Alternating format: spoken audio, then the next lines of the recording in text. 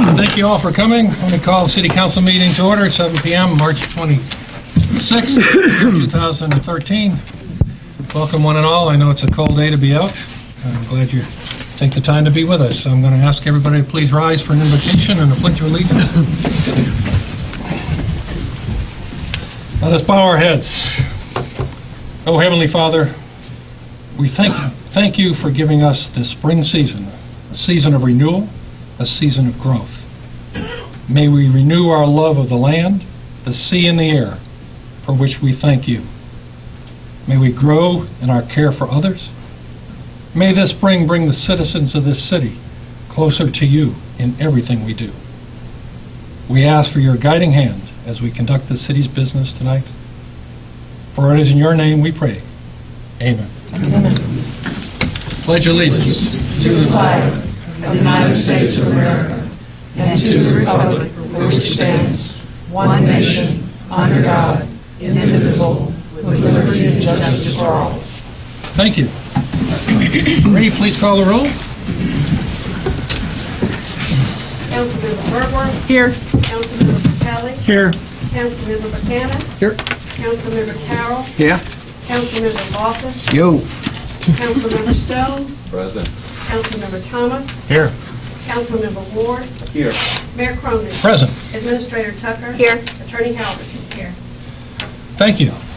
All present and accounted for. Next item, reading of journals of previous meetings. In your packet, you received the public hearing minutes from May 19th and the regular meeting of February 26th. Entertain a motion to approve. So moved. Second. Motion and seconded. Any discussions, additions, deletions? None heard? All in favor, please say aye. Aye. Any opposed? Motion carries. Thank you. Citizens' comments. I have two people that have asked to speak to council, and we'll ask others. Yeah, sure. We'll ask you later. First, I'll ask Mr. Matisse. Is he here? Yes. Can you please stand at the podium and just state your address and name for the record?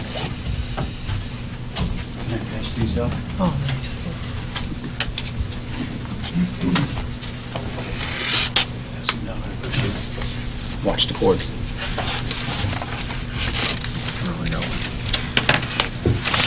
I have a tree growing adjacent to my home. It sits about 21 inches off the foundation. It's an oak, and it continues to grow. I've gone through the building department, asked them if I could remove it, and they told me that I could not under the present code. I know you're looking at a new code, and I understand in that code there's considering a provision that we can't do anything with the tree until I suffer damage. And I just think that doesn't make any sense to me, that my home has to be damaged before I can remove a tree. And that's essentially what I have to say. I've been in contact with a number of you already and let you know my feelings on it. I've provided you with a letter from the insurance company. They will not be responsible for root intrusion to the foundation. I just need some help with this. I don't know what else I can say. I think you need to look at the ordinance as it comes, and I hope somehow I can get that tree out. Okay. Thank you. Thank you. Very good. John Farrell.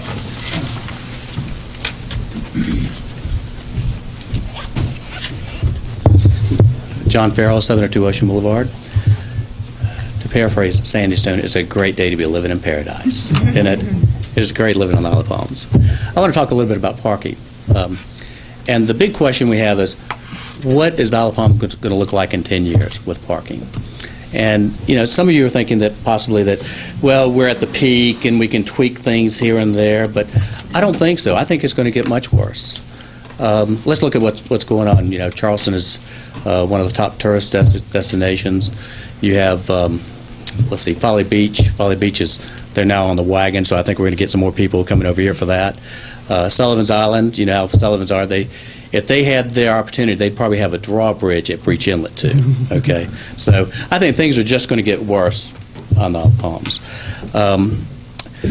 Right now, the incentive we have right now is that when people come over to Isle of Palms, where are they parking? They're parking where it's free. They're parking in the neighborhoods, okay? And we're charging for downtown. And so those incentives are actually incorrect. I think it should be switched the other way around, where we want people to be parking in the central business district, where we have the bathrooms and the restaurants, and not bothering all the neighbors or other people who live there. Also, I've heard something about how it's some metrics where the number of people per linear foot's too high for the central business district. Well, I don't think that really correlates, because when people come to the beach and they go out, they disperse until they feel comfortable and they have enough space. And so I don't think you can really use that metrics to quantify that and to say that because of that we need to spread everybody out. So I think that needs to be looked at. Let's talk about the Beachfront Management Act. The Beachfront Management Act is basically the legislator's way of saying, this is what's reasonable access to the beach. And based upon their criteria, we can not park anybody from 5th Avenue to 29th, okay, because we have the central business district with all the lifeguard and everything else. So that's something to keep in mind. Now, I'm not proposing that, but that means that we have lots of leeway as far as what we do with the parking. The Planning Commission has spent the past 3 years talking to people, having these public meetings, and I think they've done a good job. I think they've come up with a great solution with the seasonal pass, and I wish y'all would continue looking at that. Let's talk about Ocean Boulevard. Ocean Boulevard. A lot of people are saying that because Palm Boulevard has parking, you need to have parking on Ocean Boulevard, just to be fair. Well, I disagree with that. Let's put it in perspective. Dick Cronin, an analogy here.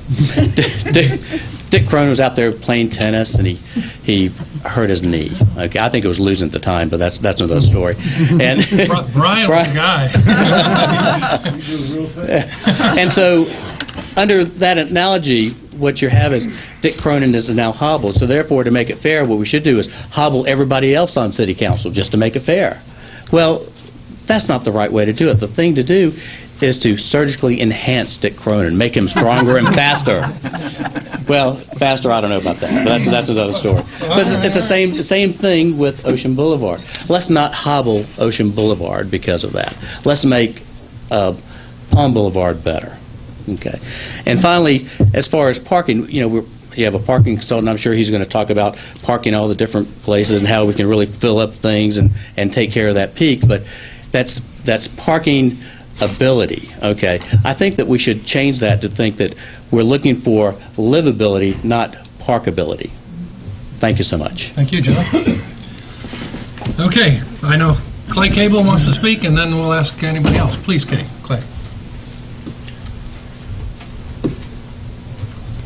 Thank you, Mr. Mayor. Clay Cable, 116 Palm Boulevard.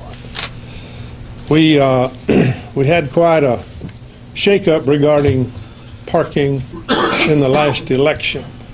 Some of my good friends, when they were elected, promised me that they would defend to the death the single-family zoning. Somehow, we were about to build parking lots in the sand dunes. We don't want to go that way again. I don't know what kind of consultants we have hired to consider this. I would urge you to, and I want to just about repeat what he's talking about. You must make the area difficult for people to create a problem, to block driveways and so on. One lady at 41st Avenue with tears in her eyes said, "I can't get out of my driveway." And nobody did anything about it. I can't understand why in the hell somebody doesn't take care of things like that. That's what we're supposed to do. If you had to do some curbing, curbs are not expensive. You could curb the whole thing for less than what you're planning to spend for the parking lots that you at one time thought about building in the sand dunes. Curb the whole island.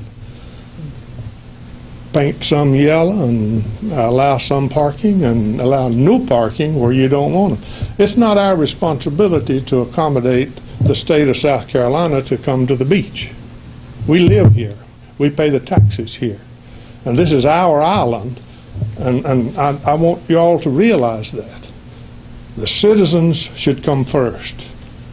And if you have to spend some money to rig it to where people can't park and block driveways and things like that, then do it. Okay? Thank you. I want to hear the consultant's report, too. I'm looking hard at him. And I hope you all will pay attention, whatever he offers. The council hasn't heard his Consider the presentation either, citizens. so everybody's sitting back, waited with bated breath, so thank you very much. Anyone else from the audience like to speak? Linda. I'm Melinda Mitchell. I live at 702 Ocean Boulevard. I think consultants are great, but I think you need to listen to the residents of Isle of Palms.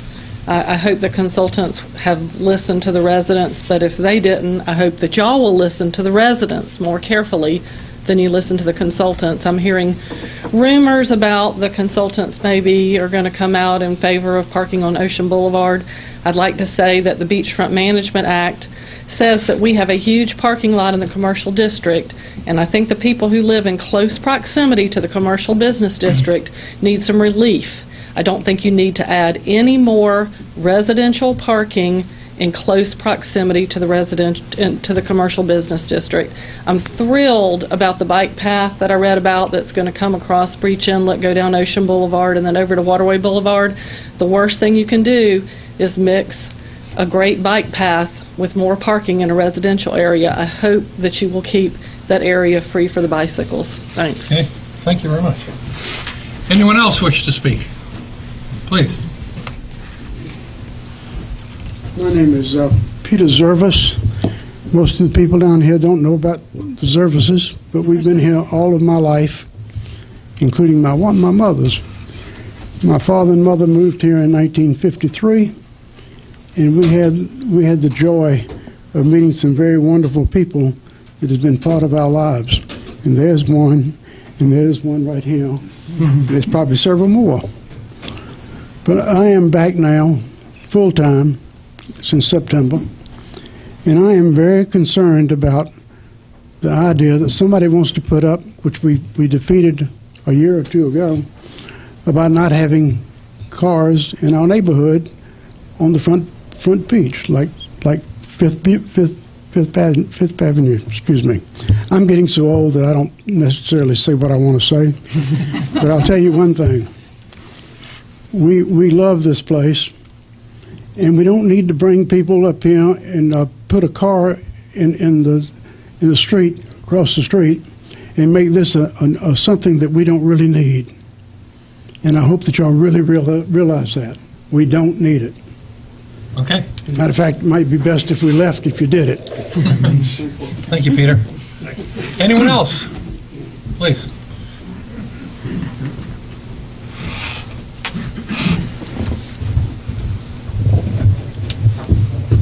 I'm Barb Gobian on 51st Avenue, and I just wanted to make out, I'm sure a lot of these people aren't aware that I brought pictures back to public safety a few months back showing on 51st Avenue cars parked right parallel to the yards, but parked totally with all four wheels on the road. I was told that was perfectly legal. I was floored that it was perfectly legal on a short, narrow street, that if we have an emergency, need emergency vehicles down there for fire, injury, somebody at the beach has a problem, how can you get by? But I was told as long as there's 12 feet, that it's fine. But I'll tell you, on these busy summer afternoons, it's terrible living on our street. It's like we're in paradise, this is our island, we need to do something about it. City Council did come up with an idea, or the public safety, that they would put all the wheels had to be off the side of the road. I still haven't seen any of that, but it still doesn't alleviate the problem that if we have emergencies, how are we going to take care of our residents?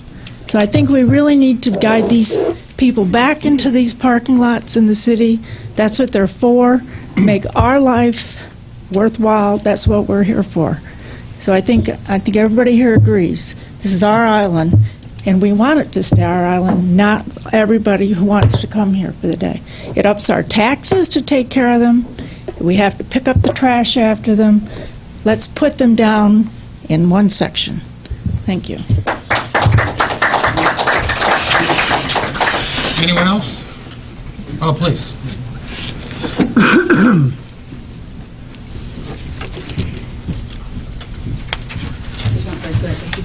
Yes, ma'am. Thanks. Hi, I'm Laura Campbell on 3442nd Avenue. And I haven't lived here quite that long, but we bought our house in 1985. And we have a wonderful street on 42nd. And we have a lot of full-time residents who have chosen to be in this wonderful island. And it upsets us, needless to say. Parking, as you can see in those photos, can be such a huge issue.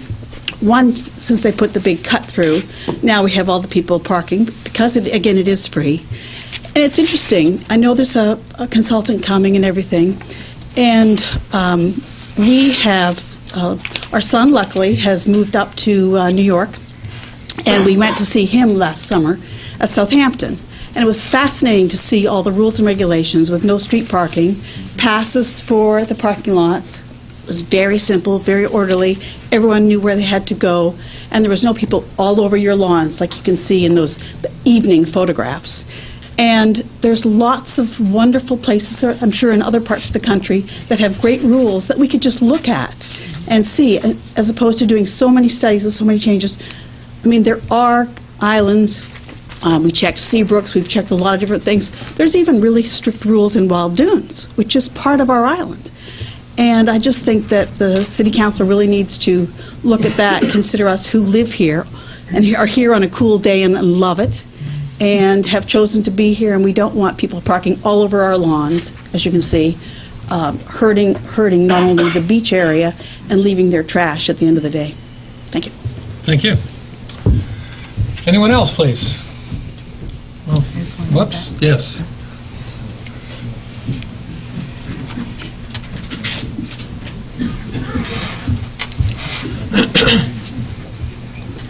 I'm Susan Haney. I live at 1426th Avenue. Everyone has made such really good points tonight with the parking issue, but mine happens to be just the naming of the green space area next to the red and white.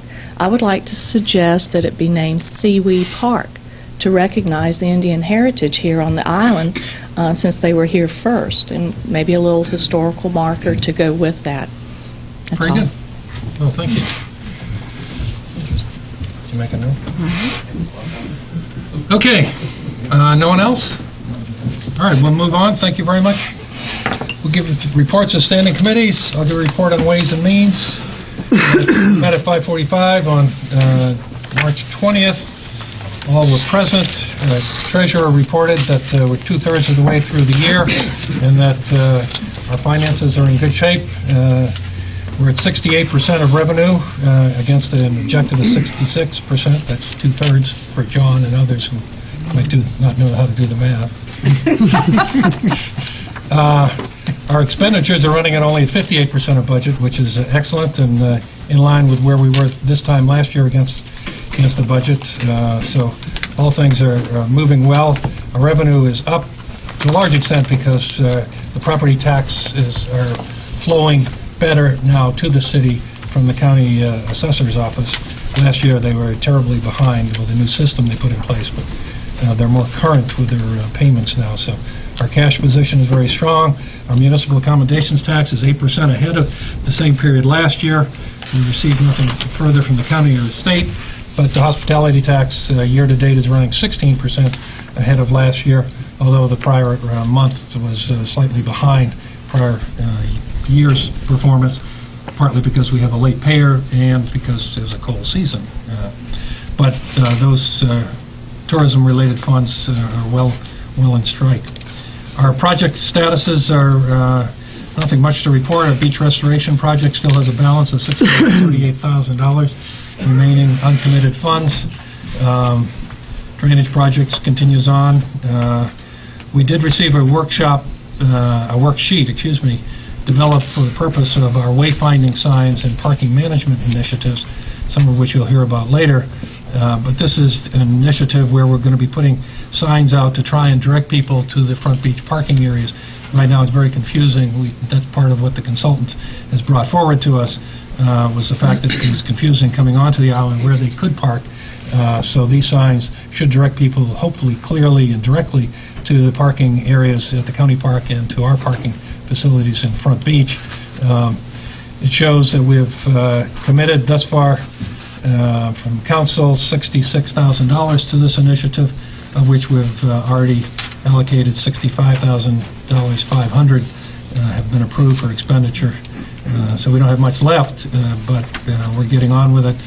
We have received approval from the state for the plans for the signs, and so now we will shortly be getting on to awarding contract for the fabrication of signs, and we'll deal with that. So let me move on to award of some contracts. We made an award, proposed an award for council to consider contract to Ocean Coastal Consultants Incorporated in the amount of $26,600 for the design and engineering of our water sports dock. So I'll make that in the form of a motion. Second. Motion and seconded. This is to, as I said, design and engineer the redo of the water sports docks, which is well past its normal life. So any discussion? All in favor, please say aye. Aye. Any opposed? None heard, motion carries. Thank you very much. We're going to award, I'm making a motion to award a sole source contract to Moby Mats, the budgeted item. These have to do with the beach access mats that we've used in the past. This amount is in the amount of $15,736. I'll make that as a motion. Second. And seconded, these are Moby mats we put down at 42nd Avenue and 9th Avenue, and have served their useful life, and we're getting on with replacing them. They've done well to get, handicapped and other people quicker access to the beach, so it's worked well. Any discussion? All in favor of the motion, please say aye. Aye. Any opposed? None heard, motion carries. We're now up to award of a sole source contract for CSDC Systems for budgeted ticket writing software. This includes 5 readers, including the installation, training, in the amount of $18,675. I'll make that as a motion. Second. Motion seconded. These are for the officers where they can, in their vehicles, basically scan driver's licenses. I know I see citizens out there whose eyes cringe when they think of the police. They'll be able to scan your driver's license. It'll go automatically into a system, and then that system automatically now will feed into our court system. So there won't be any dislocation of numbers or any other hiccups in the process. So the officer will have quick access to the records, and will move straight into the court system, and we'll deal with it thereafter. This has been planned, and this year we budgeted for $18,675. So all in favor of the motion, please say aye. Aye. Any opposed? Excuse me. Motion and second. Didn't I say motion? No, didn't Martin second? I'll make a motion to award it. Second. Second. Motion and second. I thought I heard a second. Anyhow. Any discussion further? No? All in favor, please say aye. Aye. Any opposed? Motion carries. Thank you. Now we're up to award of a contract for Turnkey Creative in the amount of $14,524.18 for the construction and installation of the Wayward signs that I mentioned a while ago. These would be signs as you come onto the island and as you... Wayfinding. What did I say? Wayward. Wayward. Watch out. My normal life is wayward. That's where I normally go, Wayfinding, excuse me. And they'll be constructed with a material that was shown to us by the consultant that will have a 10-year guaranteed life, hopefully a lot longer, and will direct people to the parking facilities, both county as well as the city parking facilities at Front Beach, hopefully allowing people to use those much more easily. So, all in favor of the motion, please? Oh, excuse me. Motion, don't you? Oh, I'll make did I make a motion? Let me make a motion to award the Turnkey Creative for $14,524.18. Do I have a second? Second. Motion and seconded. Thank you. Jimmy? Please, Jimmy. The original bid was $14,274.18 that we voted on Wednesday, March 20th. And then when it came time for the the voting, the mayor commented that natural cost is $250 higher. Stated on the agenda, the vendor did not include the cost of Isle of Palms business license. The corrected total, which is now a total of $14,574.18. Is that correct? 14,524. Right. Okay. 250. And that was the amount motioned at Ways and Means. Right. But that includes $250 for business license, right? Correct. I don't think we should be subsidizing business licenses for subcontractors or anyone else. The city doesn't pay my business license, so I can't approve that. Okay. Any other discussion? Mr. Mayor. Please, Shane. Since Ways and Means last week, I did some investigations on the signs of high-density foam versus the redwood signs. And, I know it's cheaper to use the high-density foam, but I like the redwood signs. They've been proven for the last 20-plus years out here on the island. I'm going to go forward with this as per the last meeting, but I just want to bring to y'all's attention that I really think we need to look at the quality of the material. It's not really a proven item on the exterior usage. So, again, my concerns I just want to bring aware. Well, you developed that concern at Ways and Means Yes, sir. also, and we obtained from the consultant that it's coming with a 10-year warranty, which most people wouldn't stand behind it for that long. So I believe the material will survive. Okay, thank you. Okay. Jimmy, again. I would like to amend the motion. Approve the original bid amount of $14,274.18, which is $250 less Okay, for the business license. we have an amendment to the motion. Do I have a I'll second? second that for discussion. Motion and seconded for discussion. The individual forgot to include in his bid a license to operate in the city. And that's why the $250 was added. If he had known at the beginning that he had to have a license to operate here, we wouldn't be having this discussion. Yeah, I believe if we saw all bids and they were itemized at that level, you would see the business license. Some, not all. It's a question whether they do business here on a regular basis or a one-time only. Question, Mayor. Okay. Linda, can you, did you have access to what the other bids were at close by? Because I believe this bid was significantly under the other bids as far as when we... The 14,524, the next bidder was 17,550. And then the third bidder was 20,000. So, I mean, this bidder came in significantly, and I guess I look at this as an oversight. As a business person, I do have an Isle of Palms license myself and pay my bill every year also, but I just see this as an oversight by the vendor, and it was corrected before we voted on it in Ways and Means. Okay.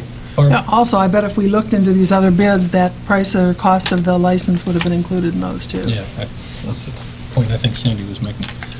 Any other discussion on the amendment? One more thing. If we go to vote on this and it fails for this vendor, it would go up to the next vendor, this next highest vendor? Well, No, the motion was to approve. the motion. Okay. I'm just saying. to drop 250. It's not to get rid of the vendor. No, I'm just saying if it doesn't go through. Okay. No discussion on the amendment. All in favor of the amendment, please say aye. Aye. Aye. 2. All right. All opposed, please say aye. Or please say nay. No. Nay. Motion fails. Now we have the primary, the amendment fails. Now we have the primary motion to award Turnkey Creatives an amount of $14,224.18. That's been motioned and seconded. Any further discussion? Just one thing. We had budgeted somewhere around $20,000 for this project. 20,000. And so we come in significantly under with this vendor as opposed to any of the other vendors that we had. Correct. Bid. Okay. Thank you. Any other discussion? All in favor of the motion, please say aye. Aye. Any opposed? Nay. 1 no. Thank you. We discussed in the Greenbelt property, and the Public Works Committee has taken on the challenge of establishing a cost and work plan for what to do with the Greenbelt We're not going to discuss as a council what to name it until we figure out what it's going to look like, potentially when it's finished. Frankly, if we're going to put a name on it, we want it to be a meaningful property and something we're proud of. And until we get that done, Ryan and his committee are going to work on that and come up with some cost estimates for us, and we'll deal with that thereafter. We have scheduled a workshop for 4/16 because we're deep into our budgeting cycle. We've looked at capital and general government funding, and we're now going to be looking next month at the revenue stream and balancing revenue against our expenditures to see what the FY14 operating budgets can look like, and that will be done at a workshop, which is basically an extended hours of a Ways and Means agenda. So, in addition, we then worked to discuss or put on the agenda, as it is tonight, looked at alternatives for business licensing and the due dates thereof. And I'll turn it over to Linda, who's put together some material, and we'll share it with all of us. Thank you, Mayor. This was an initiative brought to the city's attention by Councilmember Ward and some input that he received from some of the businesses on the island related to paying the normal business license at its current due date of January 31st. Douglas Carr is here, and this particular function operates out of his department, so he's going to talk you through the documents that you've received related to alternatives. One of the things that we were asked to look into was Mount Pleasant has a different business license cycle from us, and we have considered that alternative as part of these documents, and then looked at some other options that might work better for us. So Douglas is going to Thank you. Thank you, Linda. As you all know, we have, in the city, we have two different types of licenses. We have rental licenses and we have business licenses. And those two licenses were intentionally staggered. The due date of those licenses was staggered so that a smaller staff could continue to process both licenses. When we were tasked with this project, we basically created a timeline, and I think you all received a timeline that looked like this. And this outlines our current process, and just in brief terms, we begin the business license process in the middle of December, and we send out renewal notices to all the license holders. We then have a due date. Everybody pays their license. We then spend about a month after that processing the applications and sending back the licenses. We then have some available time, and then in the middle of June, the rental license process begins, and that's the same process. We mail them out. We get phone calls, we then get applications and checks, and then we process them. So both of those processes take us about 3 months apiece. So we, taking that timeline, we then overlaid, because they were kind of chosen as an alternative to look at, we overlaid what the Mount Pleasant due date would do to us, and that's option A you received. And what that would do, and we based that on a June 30th deadline. And what that would do is that would really put both of the licenses being processed at the same time. So it would overwhelm the staff. We could, we talked about ways that we could handle that. We could either add personnel to handle it. We could potentially, change the process of how we handled them, maybe spread the time out between when you submitted your application. So we would need, if we were to go with that option, we would need to make some changes either in staffing or how we approach the licenses. We then looked at, well, if we can't do what the town of Mount Pleasant does, what's kind of the latest we could do without really running into a lot of issues with staffing, and then or push it into the next fiscal year. And we came up with option B. And that timeline looks like that, and basically this would be shifting the deadline to April 30th. This would give us enough time to get, it'd give the businesses a couple of more months before their license is due. and it would give our department a few extra, or it would basically put the two periods adjacent to each other, but they wouldn't be overlapping. So we could do this option without increase of staff or changing how we process the licenses. So that's basically the research that we've done. We've also given you the revenue, what the revenues would look like, and after talking with Debbie, she's confirmed with us that any of these three would not really change the fiscal outlook for the city, even though option A would have a lot of the revenue coming in after the close of the year. She's told us that it would accrue back to the prior year. So we wouldn't have any fiscal issues unless we postpone the license after the current rental license. So in other words, get it into September, October, November. If we got it into the fall, then we'd have another series of issues. And that's basically it, if anybody has any questions. I had, well, I'm looking at you, but I think I'm asking Jimmy the question, since I'll consider him my tax expert. If we move to April 30th, we're moving from a period to the same time people's income taxes are due, both federal and state. It's just, and so are we now throwing another tax burden on top of the income tax deadline at that time? I mean, personally, I'd rather move our date to March 30th to get ahead of the federal and state boys, but... the business license computation is relatively simple as opposed to the Internal Revenue Code. So I think it would be just fine. I'm not worried about. I'm worried about the actual payment. Having the reason we're considering this is to have the individuals have the funds available at the time. And if there's dealings with the people that I've spoken with in the community, it'd be a lot better in January. Than January, because January 15th, you've got your last estimated payment for the previous fiscal year. You've got all of your payroll taxes that are due. You've got Christmas is just finished. You've got all of your excise taxes you just paid. People don't have any money. Plus, it's the slowest time of the year on the island. And it really puts a strain on a small businessman. April 30th would be a huge improvement. I really appreciate Douglas and the building department doing that research, and I think that would work just fine. Anything except, the only thing worse would be December 31st. But what we have now. Yeah, right. As far as cash flow and helping a family out. Okay. Michael? Douglas, what is the average business license on the island?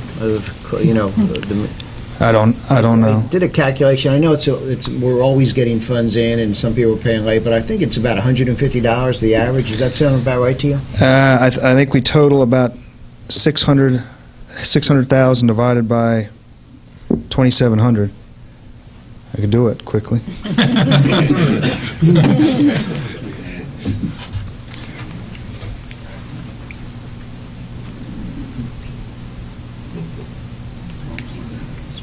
Yeah, $240 approximately.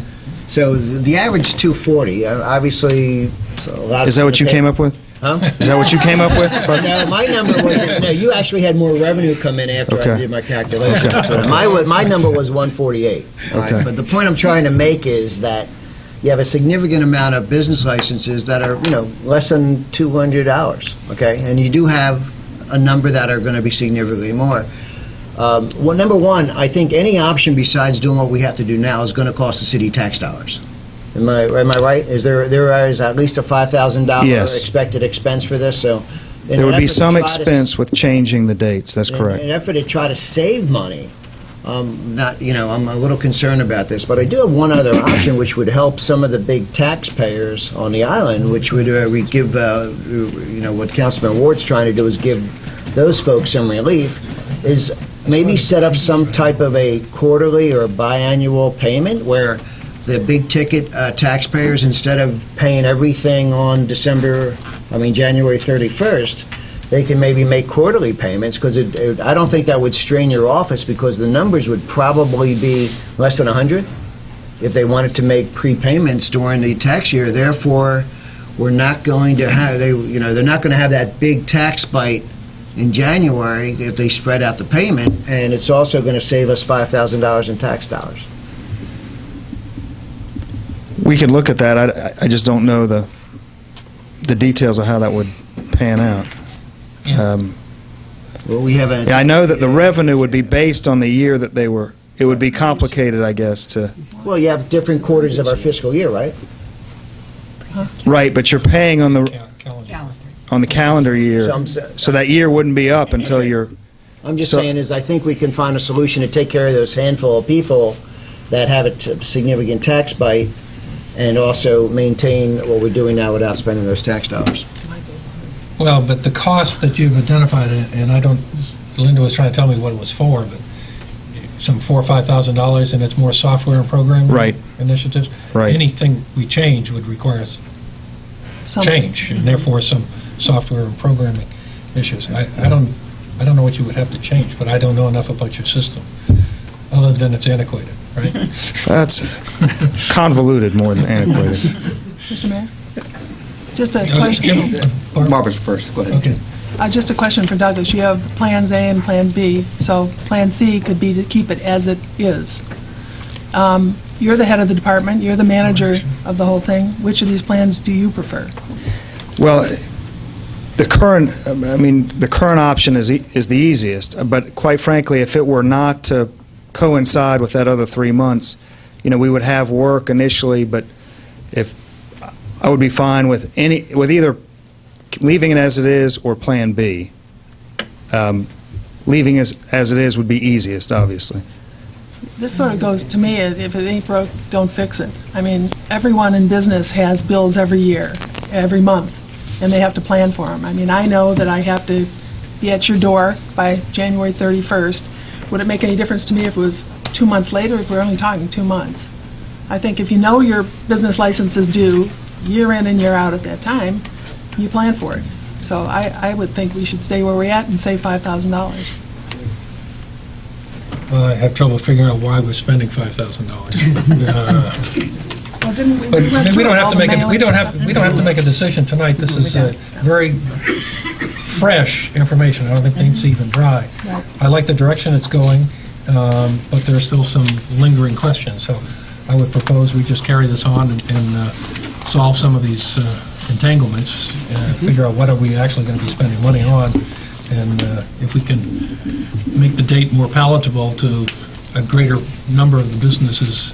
That we have 2,700 businesses that take out only a business license, and another 1,800 take out rental licenses. So we get a lot of people, as you said earlier. We can help even 20% of them through the fiscal year. I'd be happy. So. One more? Yeah, Commentary. thank you. And Doug, a great chart you sent out. The $5,000, though, is just a one-time. That's correct.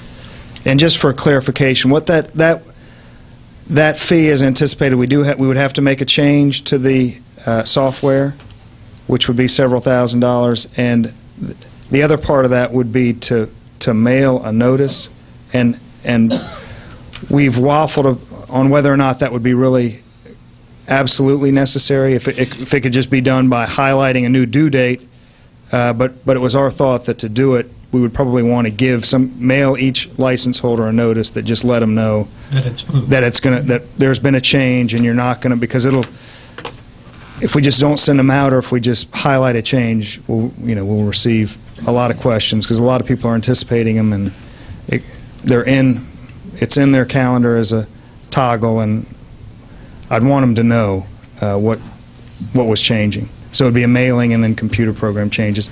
If we were to go, the other thing we talked about is if we were to go into the fall, we probably would have the expense of a separate a short license year altogether, which would be an additional. That would be a much larger expense. But the $5,000 would just be a mailing. We'll have more discussion on this, but I could see, to avoid spending $5,000, we could say this next year, it's still January, but at the time we notify them January, we tell them their subsequent years would be moved till April, so you don't have to have a separate mailing. But we have a form that's okay. All right. It's complicated. I'm getting it. All right, we'll keep this on the agenda for the Ways and Means and discuss it further there, because I think it's still fruitful to pursue. So, any other comments? None? Okay. That's it for Ways and Means. Well, public safety, please. I figure out where we are here. Thank you, Mayor. Public Safety Committee met Tuesday, March 12th.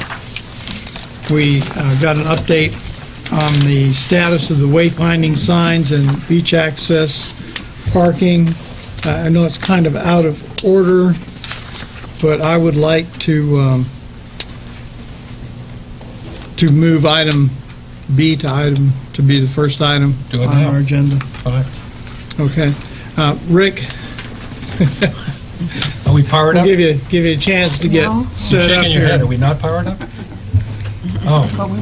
But it will be powered. But it won't take long. Yeah, we will be It won't take long. Cross your fingers. And what Rick is going to present is Stantec's draft of proposed parking modifications. A lot of ideas in here, broad brush. So I know everyone should be interested in seeing what Stantec has developed for us. Well, let's set the stage. Stantec's been with us doing wayward wayfinding signs. Put them together. Wayward wayfinding signs.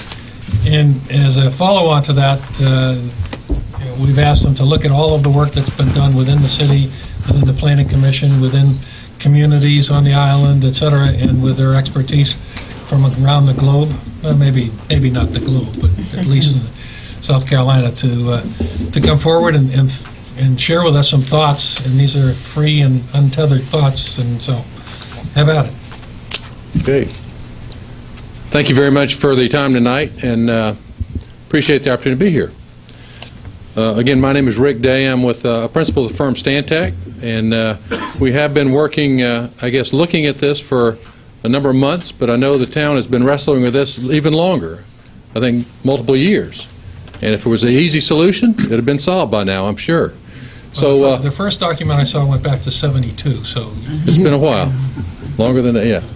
So I have a little presentation tonight to talk about some of our findings, but let me first back up and start talking about our work.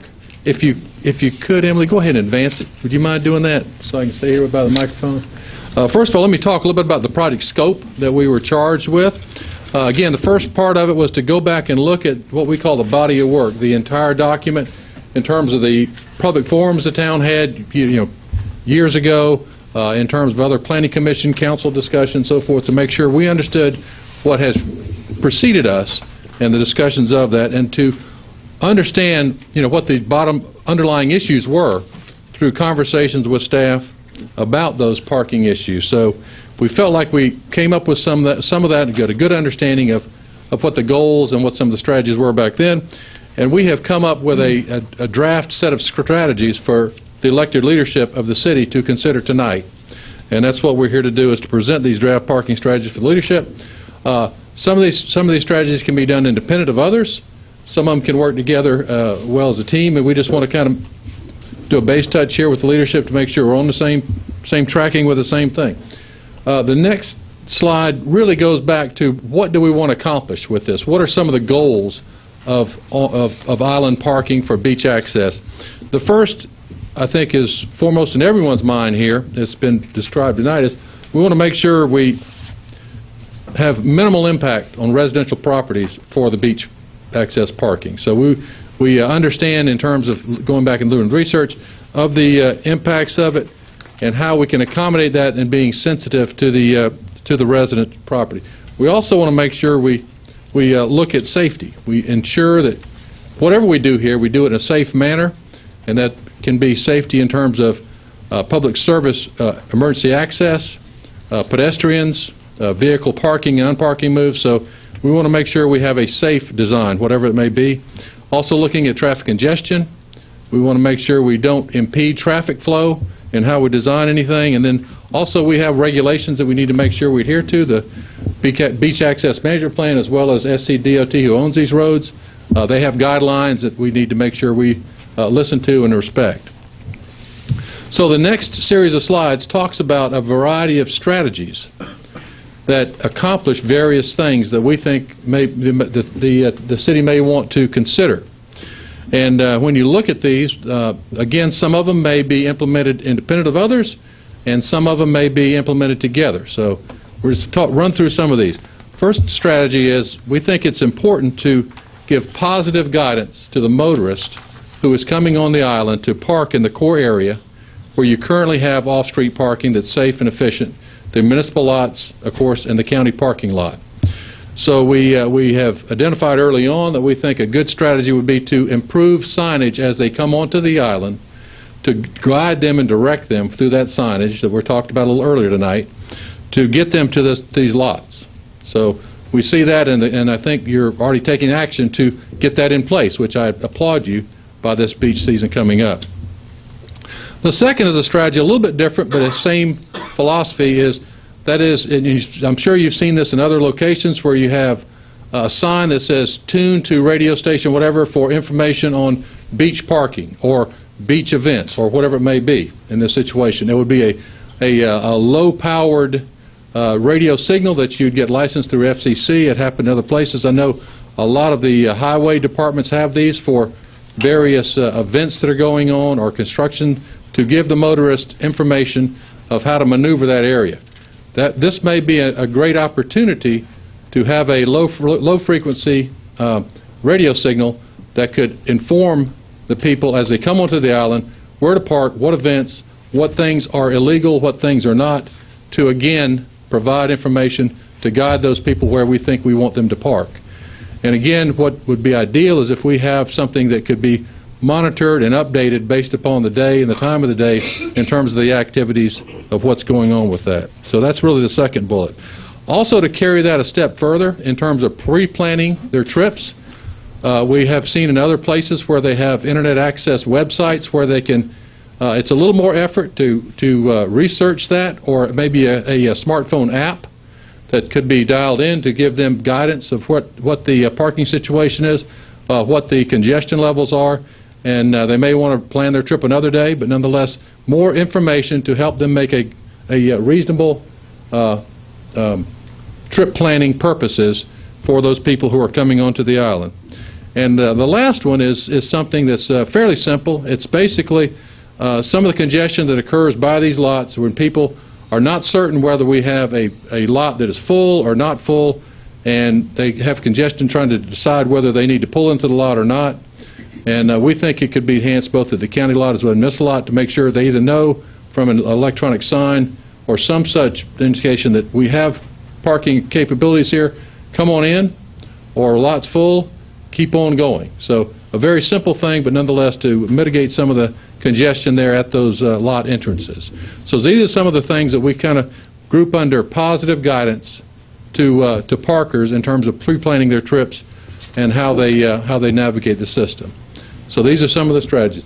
The next set of strategies deals a little bit with some of the safety concerns. Don't see anything terribly thing that it really needs to be solved, but there are a few things we think could be improved upon, and that is a few of the areas in terms of getting from one side of either Ocean Boulevard or Palm Boulevard to cross safely. We see a few additional crosswalks that are coordinated with the street system, the crossing streets, as well as the beach access, to guide those pedestrians to safely cross those locations and give them a little bit more guidance in terms of how they could safely cross those streets. Also, the city has done a good job, I think, to date. There are a few other, in terms of where they have restricted parking back to intersections and around curves, some fire hydrants, also some other driveways. In terms of restricting parking, there's a few other places we think that could be taking back a few more parking spaces here and there to improve sight triangles, to make sure people that travel those intersections safely can see around those parked vehicles. So we've got a few specific recommendations there that we think would be helpful there in terms of restricting some parking closer to those types of events, either the intersection, the fire hydrant, or crosswalks, or whatever they may be. Okay? The third strategy looks at oceanfront parking really throughout the city. This is a concept that hearing some of the public speaking today may be very controversial, discussed about, but nonetheless It should be something, I think, that should be evaluated and looked at holistically. Today, parking is allowed on Palm Boulevard, and it is restricted on Ocean Boulevard. Knowing that the people want to get to the beach, we feel that there should be consideration at least given to discussing parking along Ocean Boulevard, either one side or two, and that would relieve some of the parking demands on the interior neighborhood streets, but nonetheless look at that. There may be options as well, and I'll show you a couple of concepts on this, that you could limit parking on one side of Ocean or one side of Palm, where you would perhaps include a multi-use path on the mainland side of Palm and Ocean, so you'd allow parking only on one side. And I'll get to that in just a second.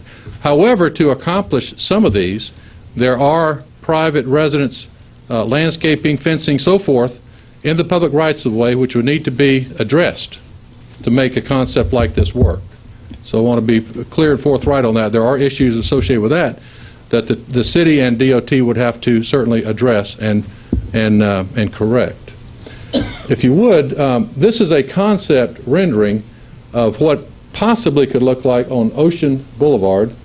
As you may be aware, there is discussion of the Battery to the Beach bicycle route that would come down over Breach Inlet, 3rd Avenue, Ocean Boulevard to the downtown core area.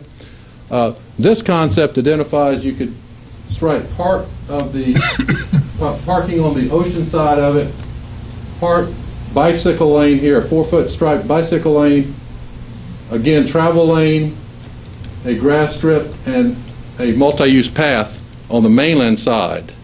Again, under this concept, you would have parking only on the ocean side of Ocean Boulevard, under this concept. Again, just a rendering, just a concept, but under this concept, you would have just one side parking.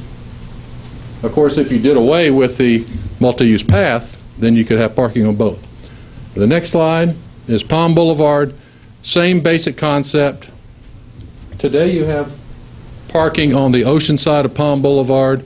You have a wide right-of-way there. You have plenty of room for a multi-use path. If you were to decide to put a multi-use path on this side, that would basically preclude the 90-degree parking that's out there today as an option, something to think about. But today you have 90-degree parking on the mainland side, parallel parking on the ocean side. This concept would be basically to remove the 90-degree parking and allow a multi-use path. And again, we see a lot of concern, not concern, but we want to make sure people travel safely. This multi-use path would allow people to, whether it's walkers, people with strollers,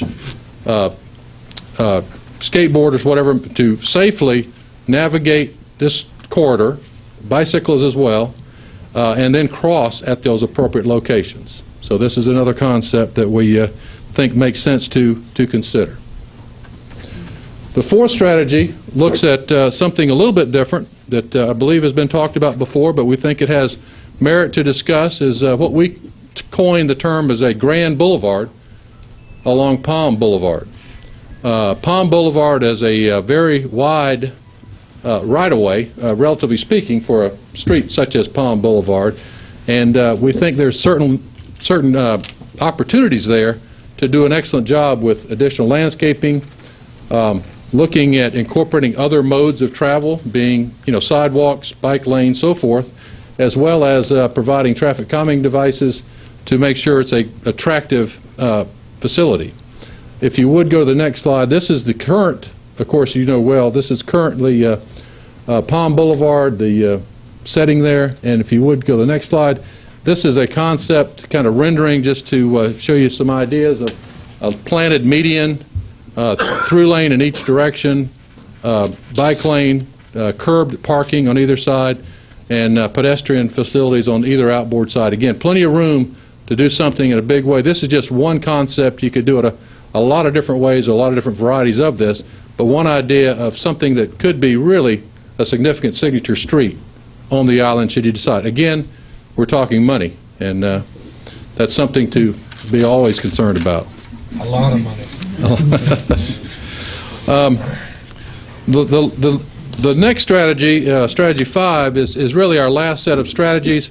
and it really addresses some of the ones that have been discussed before, and I think it's always on the table. However, there are consequences with both of these slides, but it's to restrict the amount of parking.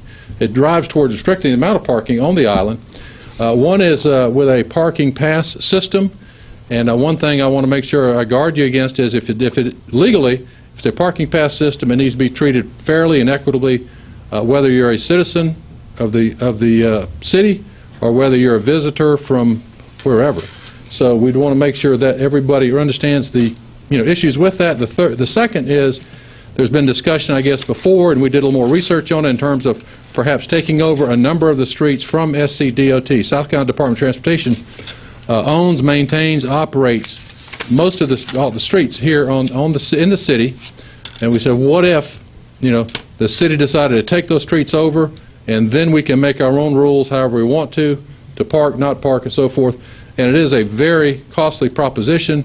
We ran the numbers looking at what typically it costs to basically operate a public works department, again, thinking not just the repaving and resurfacing, but also the utility work, the drainage work, the traffic signals, the signing, and so forth, is upwards of about $800,000 a year you would need to budget to basically take over those street systems we're talking about to employ something like this.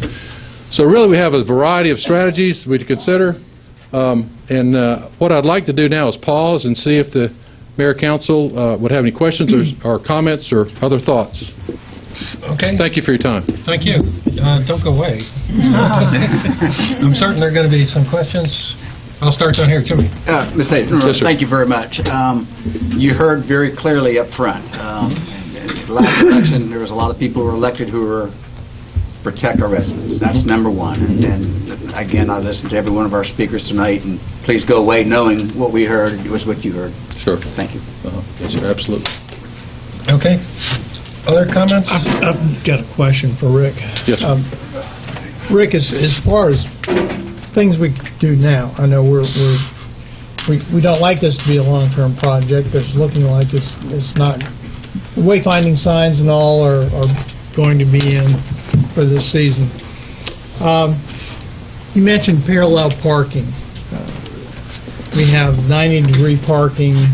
Well, we really don't have parallel or 90-degree parking on Palm Boulevard right now.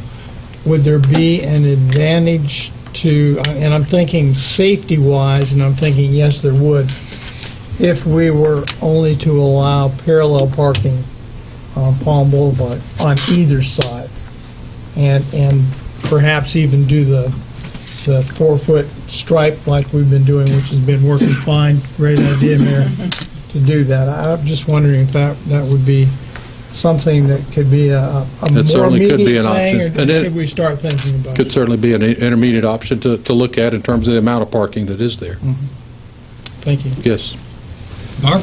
Hi, thanks for coming. We spoke at the public safety meeting. I think, interesting ideas about Palm and Ocean, but I think we have forgotten the reason we got into this. It's the congestion in the neighborhoods. To my mind, as the east of Hooper grows by leaps and bounds, thousands of new homes. That means thousands of new people coming to the beach. And we're not doing anything. Opening up Ocean is just a tiny little Band-Aid. That'll take a couple months, and then that'll be packed, plus the neighborhoods. So the people in the neighborhoods we were trying to protect, and I don't see anything here that really talks about that. About the cost of running our own roads, I'd be interested to know what Wild Dunes puts aside, because they own their own roads and they service them. I mean, I'm just sort of guessing it isn't $800,000 a year. And how many miles of roads does Wild Dunes have? We can get that. We can get that number. I Maybe actually we already have got it. I it. just don't have it No, with sure. me. I'm sorry. I could. It's a big number. But the huge thing is the neighbors are suffering. And the solution to me isn't telling them to take out their obstructions and put more tourists there.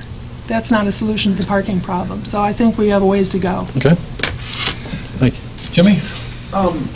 We talked briefly last year after the meeting at Wild Dunes, and I believe you told me that because of their transfer fee, they were able to transfer a lot of money into the road improvement and maintenance project. And we're not allowed to do that in this town. Correct. And so that's partial answer to that problem. Well, that's where the source is, but the use of the funds is still probably, well, I know we've got it. Linda will make it available probably by tomorrow. We'll find it. They don't have as many miles as the city would be taking over, but so you have to do a comparison on mileage in there versus here. But it's a big number. We've already looked at Ways and Means, we stuck it Yeah. for this year. Yeah.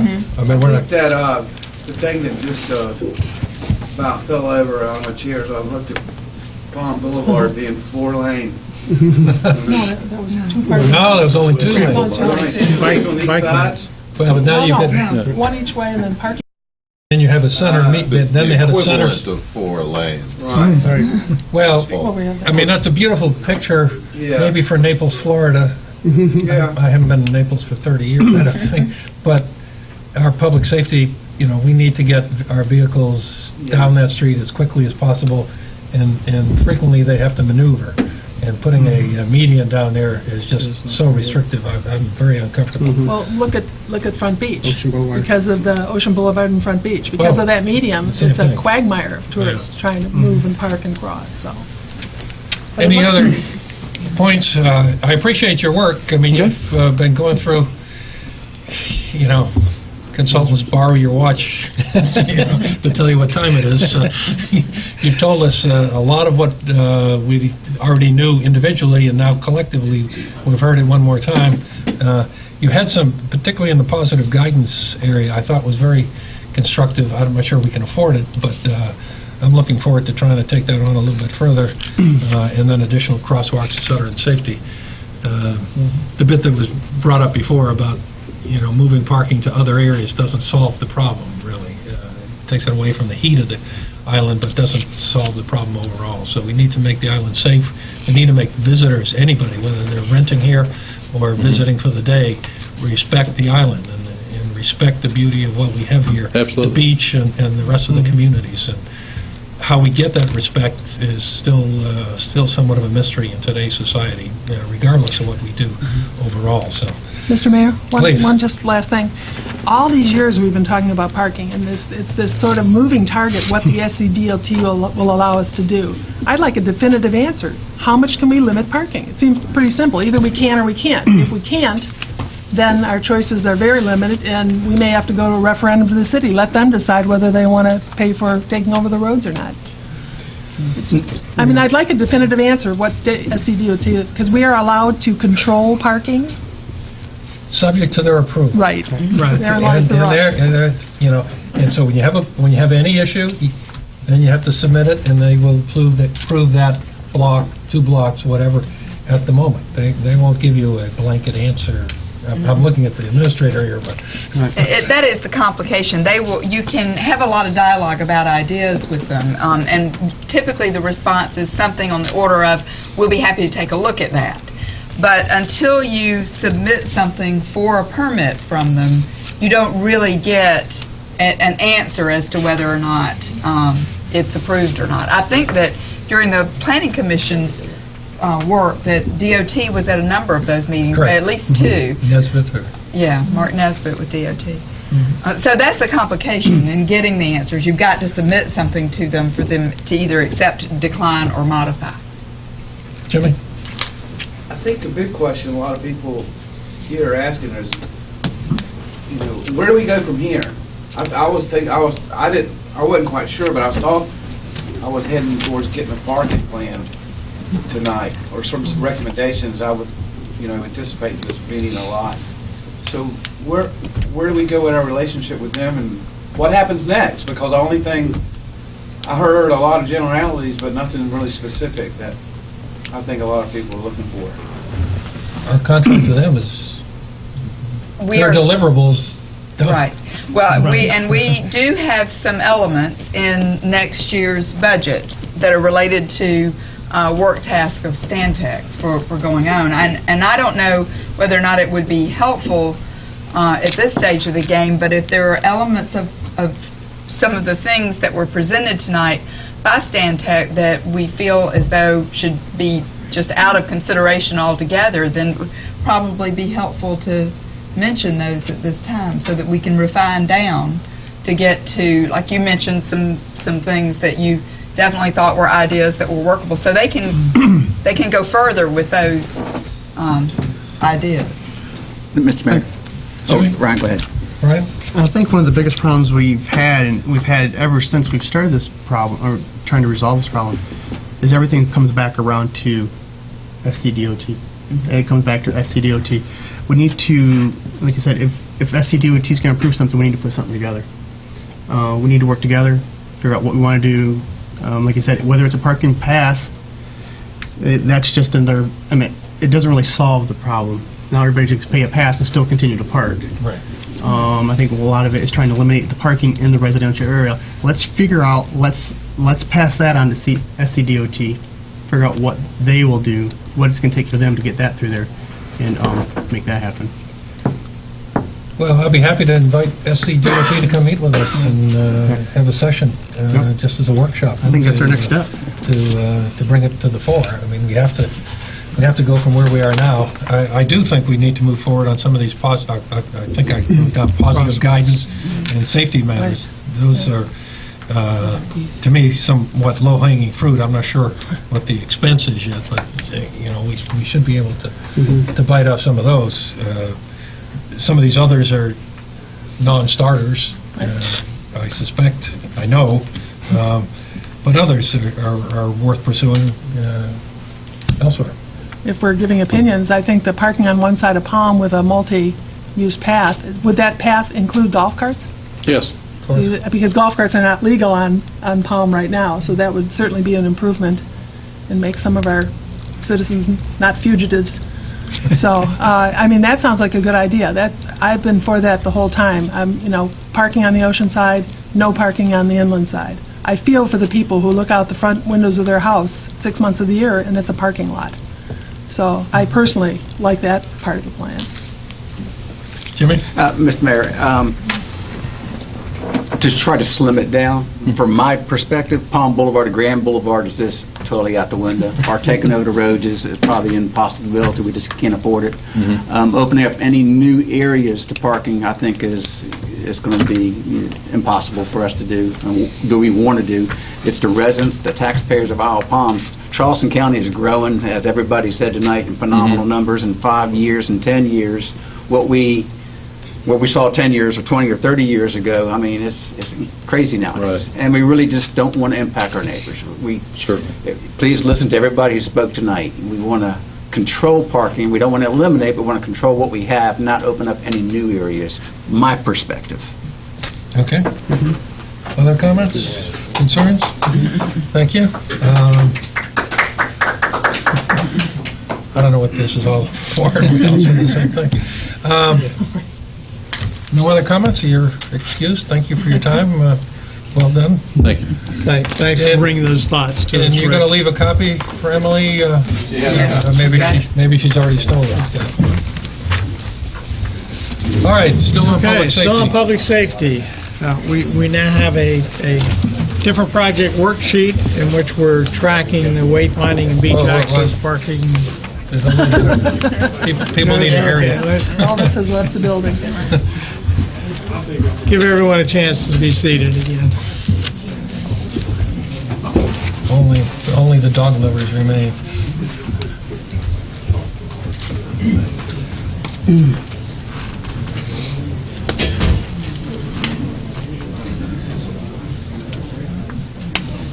Okay. I think we're good to go.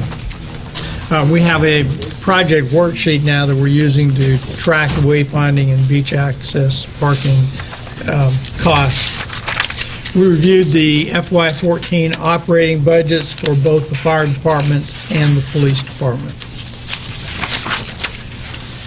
Under old business, we reviewed our capital budgets and long-range capital plans for the police and fire departments. Under new business, we discussed the consideration of the change of the expiration of the dog licenses.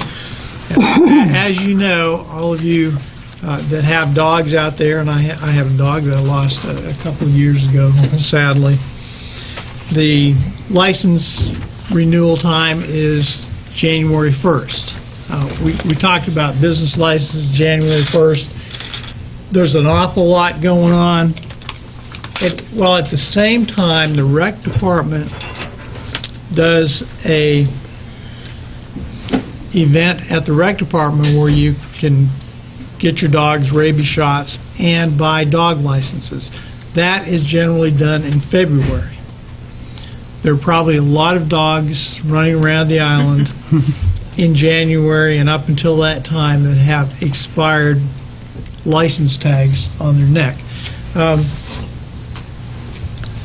So a citizen came forward and suggested that we change the date of the dog licenses, and that would be to April 1st.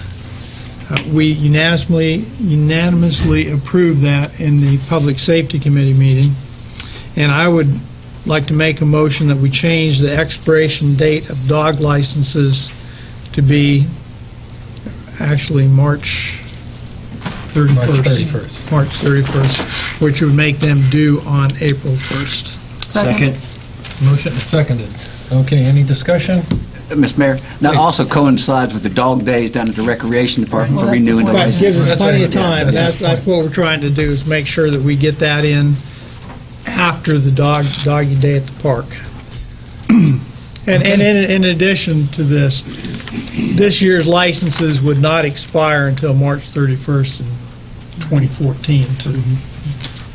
We're not going to have a separate mailing to all. Okay. Sorry about that. That's okay. All right, do we have a motion and a second? All in favor of the motion? Wait. Please. How many dog licenses we sell a year? Yeah, it's a little more than 200, I think. Wow, okay. At $5 a piece. Right. God, people, that's going to be a big strain, you know? Just kidding, go ahead. I don't understand. It's the same principle of business license to me. I'm in for the change, but... Okay. No other comments? All in favor, please say aye. Aye. Any opposed? None heard. Thank you. We have one contract in excess of $10,000, which was for CSDC. We voted on that earlier tonight. We moved on to the highlights of the departmental reports. Captain Gadsden reported for the fire department. There were approximately 32 calls in February, and 18 of those calls were EMS calls. We're now using EMS's system for the county system for dispatching, so we're getting closer times on the time the call is received and the call is dispatched. We're able to track them a little better, and it is good. There were 11 fire inspections during the month, and Mayor Cronin reported that a state resident had suffered a mini stroke requiring the service of the Isle of Palms personnel, and the person had been very complimentary of the fire department staff involved. I would believe the resident is home by now. He's supposed to be home. Yep. Right.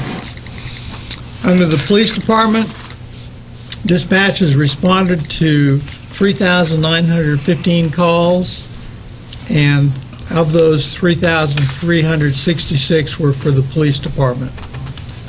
Officers made 373 traffic stops and issued 74 tickets. 222 reports were written in February, which is a 10% increase over last year. There were 7 burglaries. In the area of livability, 4 noise violations were reported and 2 warnings were issued. We asked, the MS Challenge Walk was held during that month, and we asked about the impact. I would have to say, and the chief agreed with me, that this is probably one of the best organized events on the island. They set up, they have the walk, they break it down, and unless you happen to be in the neighborhood, you would never even know it took place. We listened to citizens' comments, and that's basically what we did. The next meeting is Tuesday, April 9th, 2013, in the upstairs conference room, 5 o'clock. Okay, thank you. Any questions for public safety? None heard. Let's move on to Public Works, please. Thanks, Mr. Mayor. Public Works Committee met Thursday, March 7th, 5:30 p.m. Excuse me. All committee members were present. Under the department report, Director Pitts had indicated an unscheduled emphasis for the month was the pumping of water from 46th, 50th, 51st Avenues from February 23rd through February 27th. And that work generated about 17 and a half hours overtime for the month. I'm sure I'll report the same thing next month. Or worse. If not more. Based on the rains that we've had this past weekend. Also, the Charleston County Public Works assisted our department in cleaning some of the beach access paths through 13th Avenue. The Public Works personnel are continuing the effort in cleaning those paths. In addition, a major house cleaning of the Public Works site was completed, and I'll expand on that in a little bit.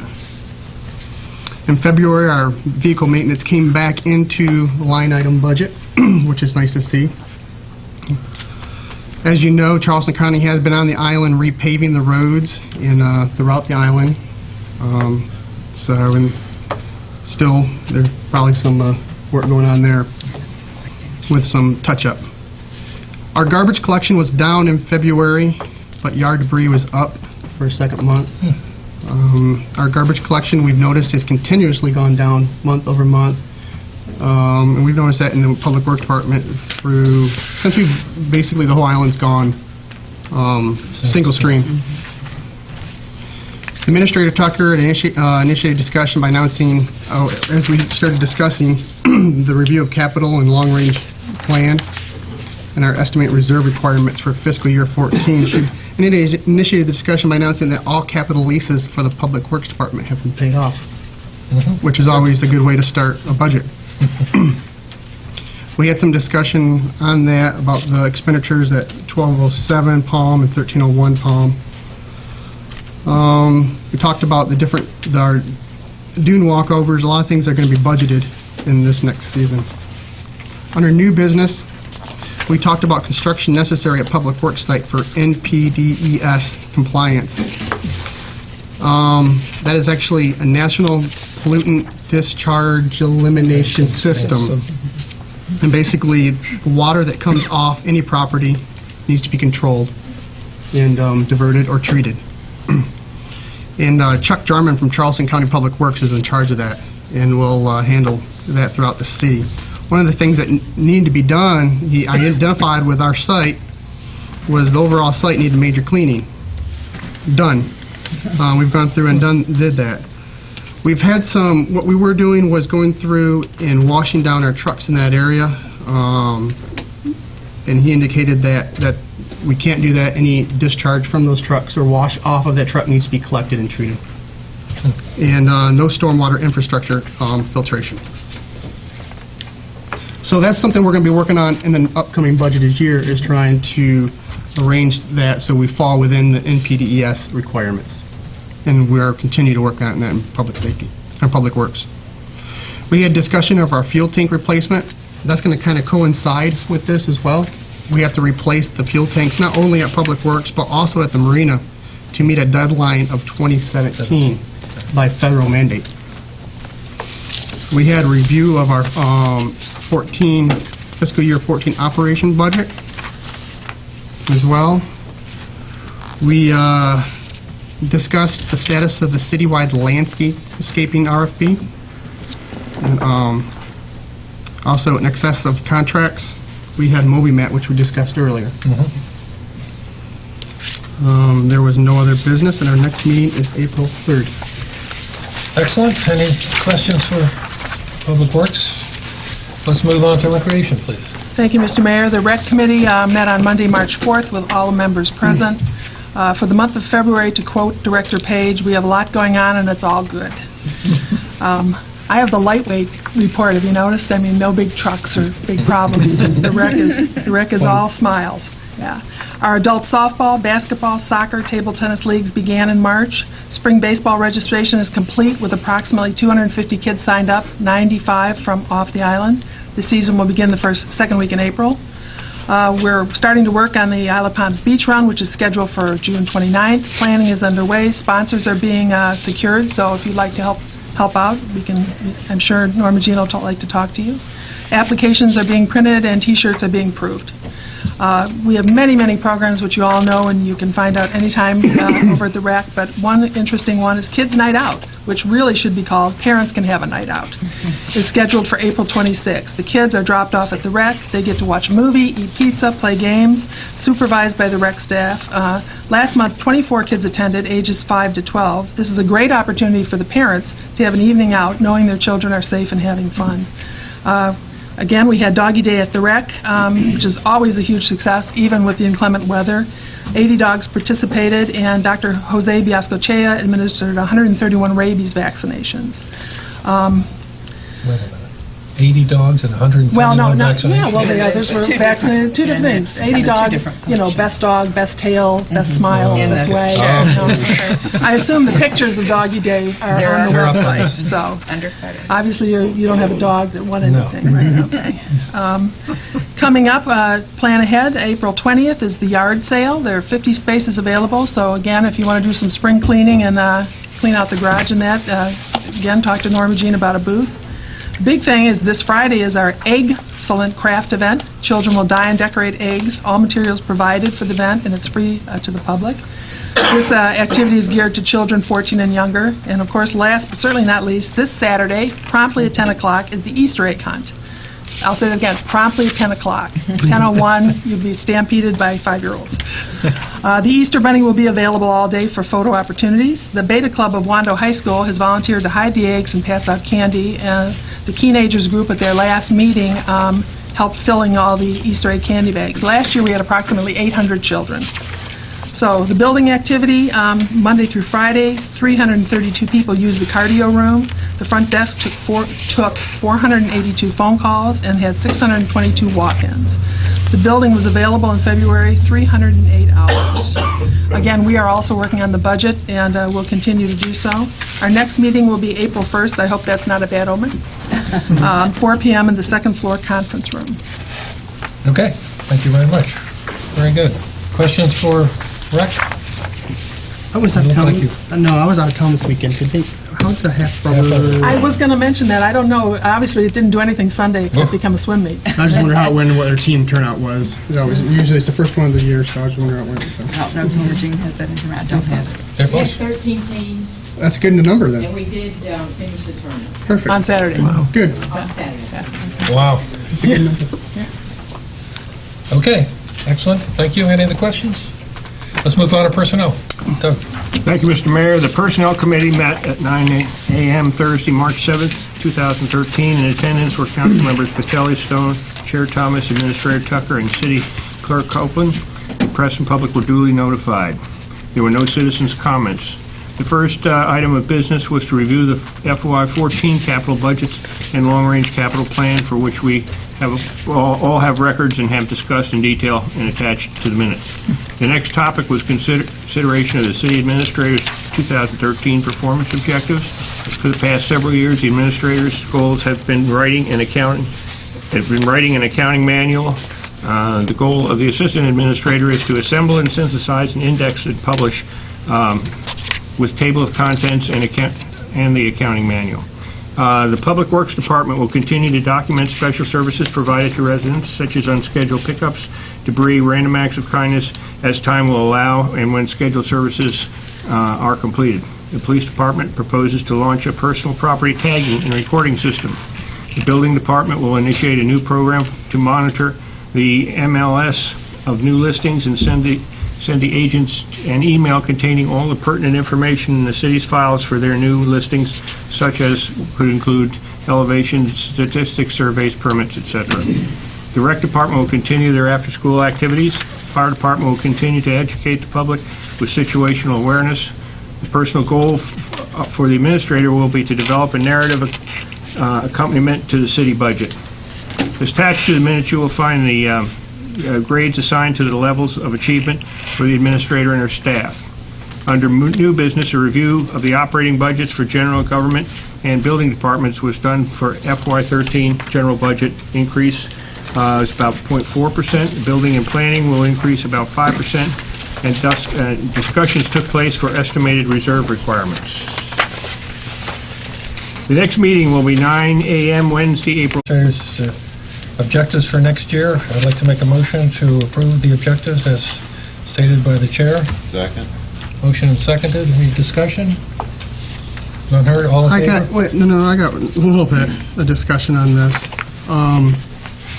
This has gone through personnel, but I don't believe it's gone through any of the department chairs, has it? No, sir, it doesn't typically. Okay. Typically as in annually, or? The prior practice has always been developed by the Personnel Committee and submitted to council. Okay. We've had, okay, I haven't seen this. Is there a fiscal year 2012 evaluation in? Calendar year. The evaluation's done on a calendar. No, I understand what it is, but I don't remember seeing the same sort of structure last year and the year before. Yep. And the year before? Yep. Okay. Well, I have. So didn't we initiate this when Dr. Payne was chair of personnel? Yes, sir. 3 years ago, so it is. Right. It's new, but it's just come over. It's the same pattern that we've used. Well, I just had some reservations about it. Some of the things that in here is like for the building department per se of going through and pulling elevation charts for any new listings for properties. And it seems like a lot of extra work, perhaps. It just, I don't know. I just assume this, especially some of the stuff that goes on in the recreation department. I understand that the personnel discuss it for you, but it impacts each department individually, not just the one. This is their plan. Correct. For what they're going to execute, in essence, at no cost to the city, but greater service to the community.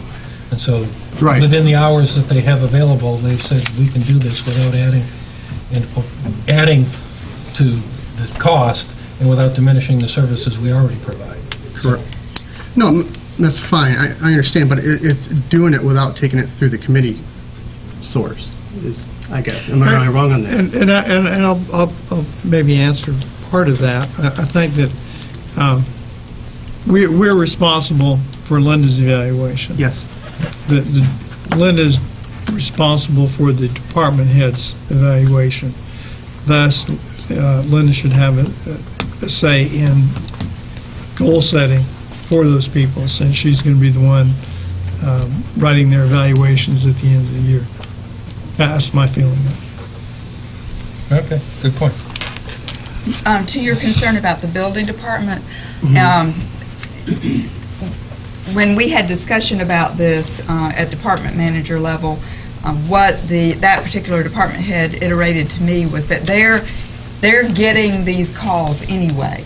So they're just taking a different tact. In other words, being proactive, and when they see new listings come up, go ahead and gather the information rather than waiting to get the calls. And what happens is they get multiple calls, which they feel like if they provide the information once to the listing agent, then they've got everything when there's an inquiry on that property already, rather than there being 6 interested buyers that call, all looking for the same information. So they were seeing it as a mechanism to be a little bit better organized about it and to reduce the inquiries in. So I think they were hoping to streamline, not make it harder for them. Right. Okay. Mr. Mayor, one question. This past week, we had a thing about random acts of kindness, and I think it's a great thing that we do. I think we have to be careful on how we pursue that. This past week, from the news and watching the channel and stuff, and I support this community being friendly to each and every one of our residents. But I think, maybe with limitations on there. To have somebody help somebody and have a ladder truck, a pumper truck, and a pickup truck going to, as a random act of kindness, I think that might be a little overkill. I'm not sure if this is the spot to talk about that, but it is under this section here, and it's under Public Works. And again, our Public Works, all of our departments do a great job, and I want to continue that random act of kindness. But I think we need to discuss, how far do we go with that? Well, when a fire company gets the opportunity to help a citizen, they don't just send an individual out there because that diminishes the staffing to respond in the event there is a fire. Right. So it's typical to send the equipment with them so that in the event there is a call, they can immediately respond. We had, I'm not sure everybody got their fire report for the month of February. We had 3 of those similar calls in the month of February. 2 were not calls for medical assist, but just physical assist. Right. And one was an assist to help the church set up a demonstration, I guess it was a cross, actually, at the Methodist Church. The equipment goes with the people. Yes, sir. And it's a good service we provide. Michael? Mr. Mayor, I know there's been a little bit of hoo-ha about this, random act of kindness. I think it's one of the things that make Isle of Palms the special place, and it gives us this uniqueness that we have on Isle of Palms. And over the years since I've been on the island, hundreds and hundreds of visitors and residents have been helped out by this, and I think it's a great program, and it really separates us from a lot of other communities that are people that we have great people that work for the city, and it really makes a difference. But the one thing I don't want to do, I don't want to micromanage the city administrator. Her job is, she's got a full plate, and she lets her department heads make decisions on this, who can help out, who can assist, and who can assist, and they make those decisions. And I think for council to micromanage this issue would be a big mistake, and I would not support that. No, I'm not trying to micromanage. I'm trying to make it easier, and it's a practice I want to continue on this island. But at the same time, the way it was presented, it was, I think, a little overkill. And I think it made us, let's just think about all departments. We've been doing this for 60 years as a city. This is our 60th anniversary, and I think if it's not broken, let's not fix it. We've been doing a great job, and we should continue doing it. Thank you. All right. Just one more remark. We're here to help the citizens. Let it go at that. All right, we had a motion and a second on approval of the performance objectives for next year. All in favor, please say aye. Aye. Any opposed? None heard. Thank you very much.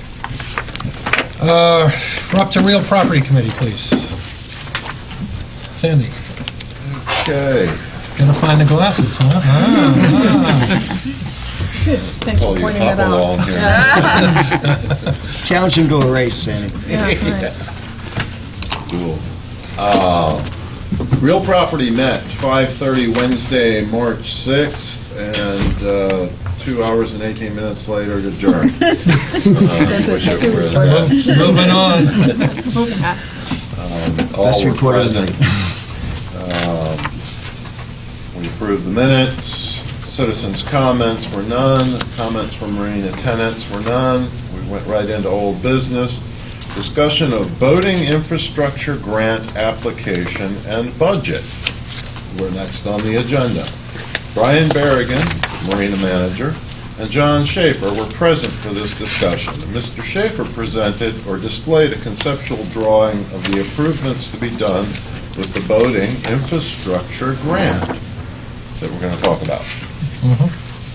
The drawing was different from previous drawings that Mr. Berrigan had presented to the committee and I believe to council over a year ago, within the last year, in that they were not going to move or remove or cover the old boat landing launch. I mean, we were going to leave that. They were going to leave that in its place. The plan is broken into 2 phases, and I believe everyone has a copy in their packet of the proposed phase 1 and phase 2 for this. You don't have the drawings. Phase 1 includes the soft costs of engineering and design, floating dock, several docks in the area of the restaurant and fuel system that totals just over $2 million, of which just over $800,000 would be paid from the grant. Phase 2 includes the dock behind the store, staging dock for the dry dock storage, and floating restroom and office. This cost for this phase is right at $1 million, with less than $200,000 grant eligible. The city's expense for Phase 1 would be, if this all goes through, approximately $1,200,000 and approximately $900,000 for Phase 2. The fuel tank replacement must be done before 2017 at a cost of $150,000.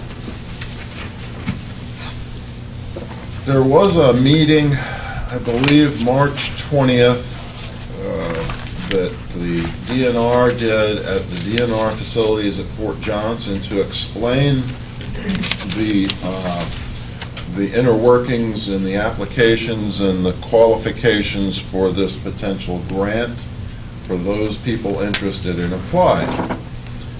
We discussed where the money would come from for the $1.2 million first phase if we were to move ahead. And there's several things that you have to take into consideration. That the city, even though we may apply for the grant, we would have to pay for all of this work up front and then be reimbursed. So we looked, I'm sorry, I'm mixing that up.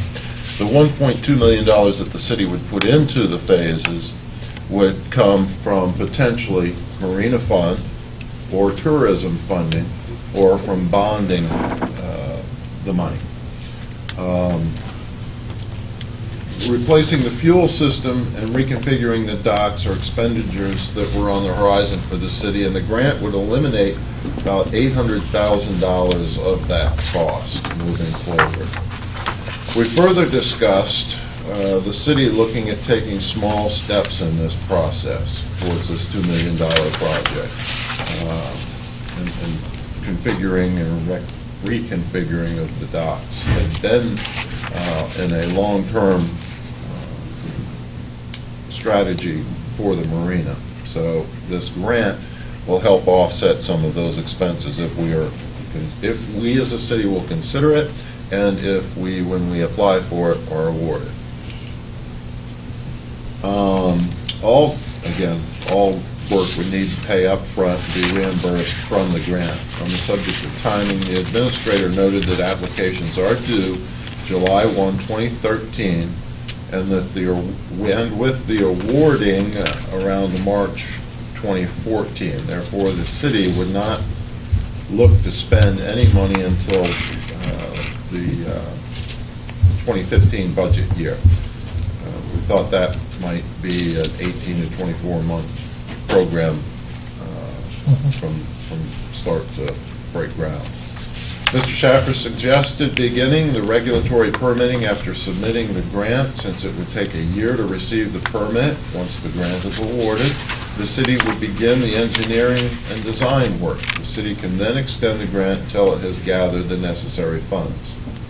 The first decision is for the city to commit to the project. In that funding scenario, we're dependent on budget decisions citywide. And we're working on the budgets, and some of these things are kind of incorporated in the budget at this time. So, a motion for staff to work with the marina staff and consult to pursue a boating infrastructure grant was made and passed unanimously, and we bring that forward to... So you're making that as a motion here at council, and is there a second? I second. Motion and seconded. Let's discuss this. Obviously, getting money from a grant source comes with its own entanglements. It requires a great deal of staff time in advance of any work, just putting the documentation and making the application, and has a probability factor to it. We may not be granted any funds, even though we put in a fair amount of work getting there. But anytime you can get, in this particular case, $800,000 of funds that you would be nominally be spending of our own money, it seems like the reasonable wager at this point. I'm assuming that's the decision of real property to go forward, therefore. Yes. Michael? Mayor, Linda, did the meeting go place on schedule? Yes, Can you and we were- update us, please? Well, we were represented by Assistant Jubin at the meeting, so she can speak to the... The meeting actually didn't inform us of anything, or me of anything that we weren't aware of going into it. It was a lot of very clear instructions about reimbursement procedures, timelines, application steps. You have to be selected by DNR, who would then vet and recommend your proposal at the federal level. But they covered the timelines, and they covered the how you would get reimbursed if you were awarded a grant. And there was lots of information about who to contact for assistance and things of this nature. If you have any specific questions about a detail, I'd be glad to try and recall it. But it did feel very familiar to me, and they were just making sure that everything was very clear about steps that you would go through. Did Isle Palms have a lot of competition? Yeah, the room was full. All from Charleston area? No, there were people all over South Carolina. There were marinas I'd never heard of. Jimmy? What if we don't get the 800,000?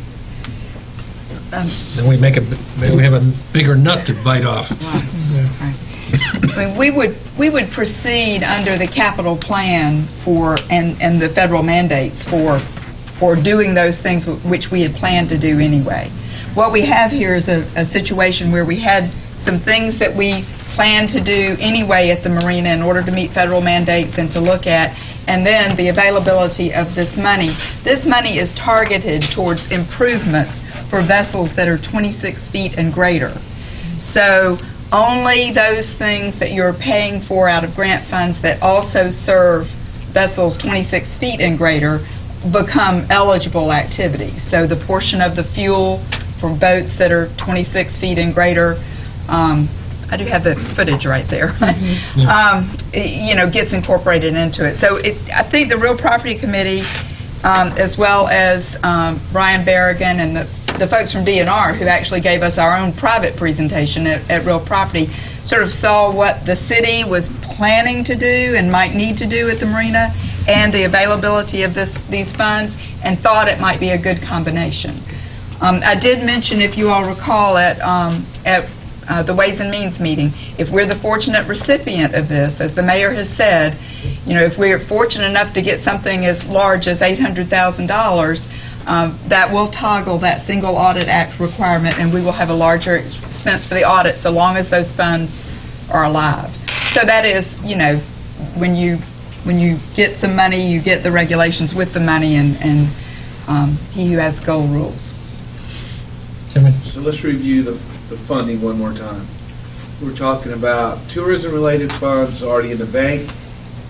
We're talking about possible grant of $800,000. Did I hear the word bond? You did. I didn't hear bond? No, you did. Yeah. I didn't think you did. That's debt, right?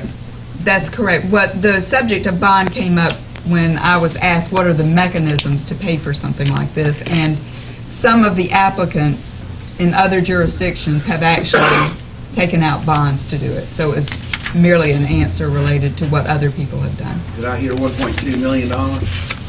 I think you did hear that figure. That's if the project is 2 and we get 8 from a grant, that leaves a balance of 1.2.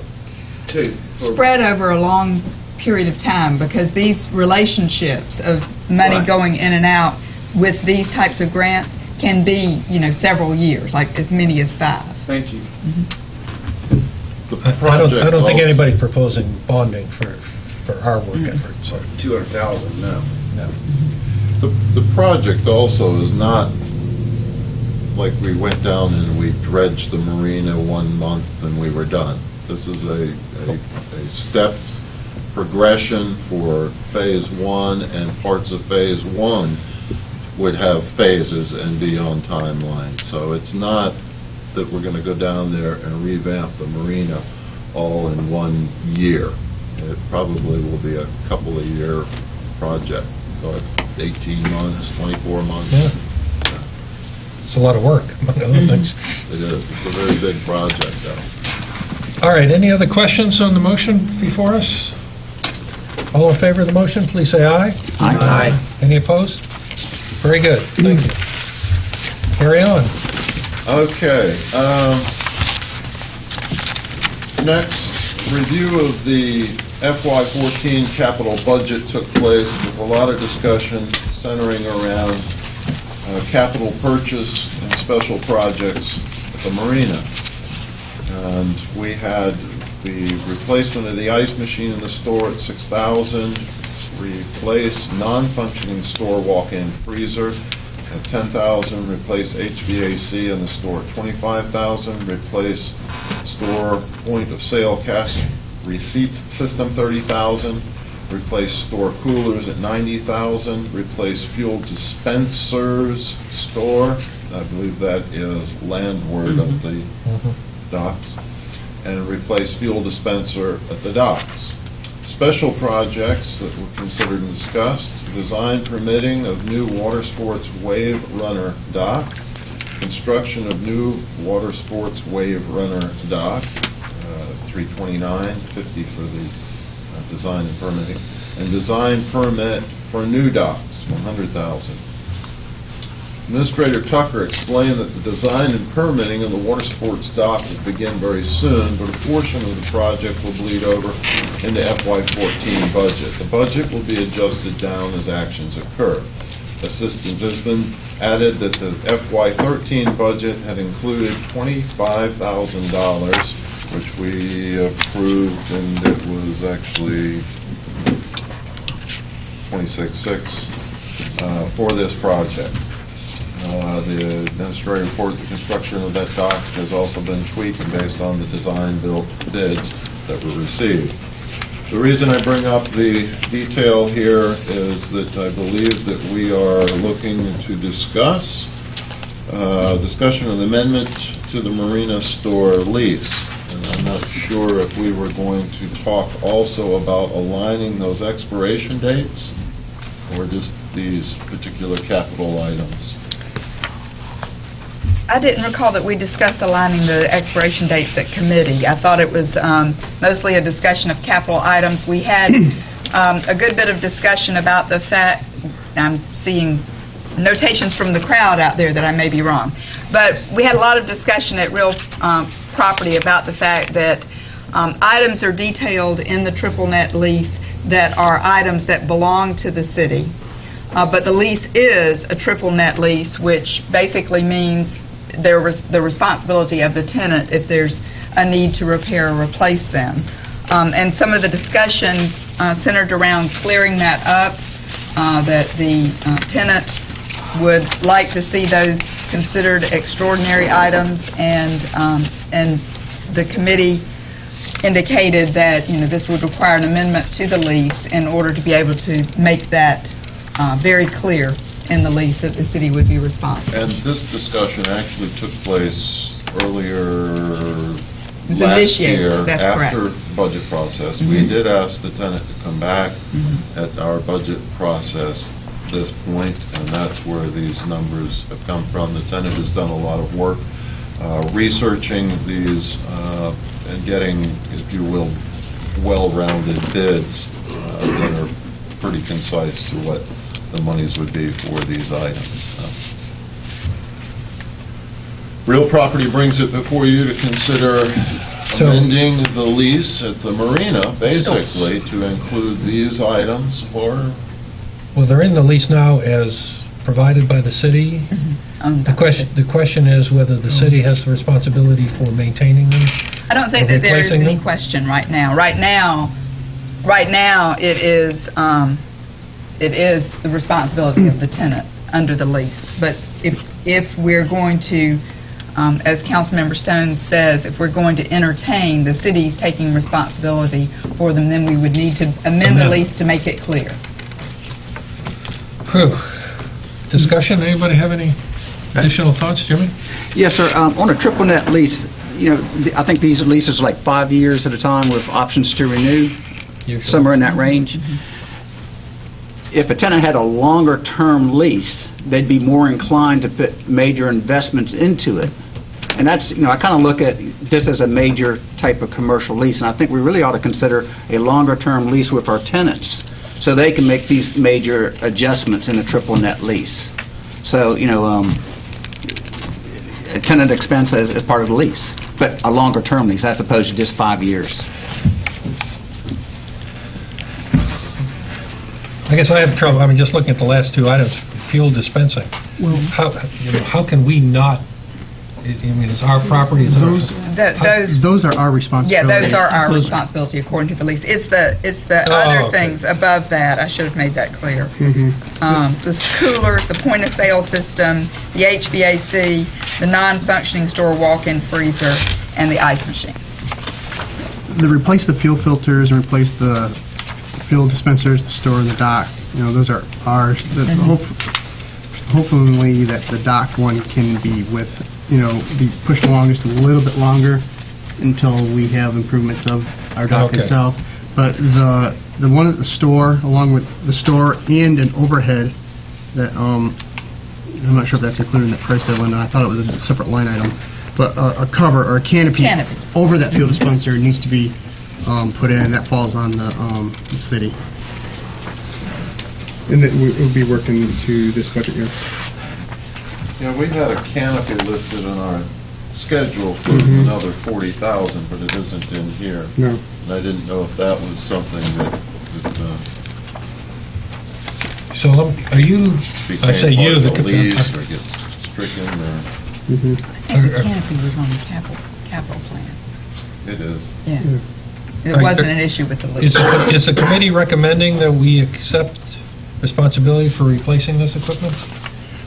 Or was there no decision? I think we're bringing it forward because the tenant has come to us and asked that we consider it. And I think one of the biggest concerns is, like Councilmember, like Jimmy said, he says, I would have reservations in putting this much money into an improvement in the store only to get kicked out next year with a new lease. So it's either we have to go through a redefine or refine our lease with the tenant to expand that. So there is it gives them an opportunity to invest into that location. Or, otherwise we're going to have to turn around, and even if he ends up leaving, we're going to have to replace it with the next tenant, more likely. So we should open up discussions with the leaseor to consider it both term and before we consider changing the lease? The motion that was made at Real Property was for the administrator to work with legal counsel to amend the marina store lease to include the assets the city is willing to replace. That was the motion at the Real Property.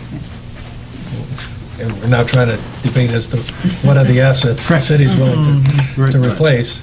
And the consideration brought forward is who would, if we only have a few years left on the existing lease, who's going to put in $30,000, $60,000, $80,000 worth of capital equipment? Right. Much newer than was there when we... 60,000. 60,000. 61. Oh, I forgot the cooler. And it should also be noted that the marinas, store example, they have upgraded a lot. If you really look at the store now, where it was, say, several years ago, it's a difference of night and day. So, tens of thousands of dollars have been invested in that business that the city benefits from. Well, don't we have to figure out how about the lease before we vote on what we're going to pay for it? Maybe? The head motions I saw out in the crowd, I think, were related to the lease term and making the terms of leases out there that are held by the same people consistent. I don't think at the last Real Property Committee meeting, we may have talked about it in a prior one, but I don't think in the last one we did talk about that. I think that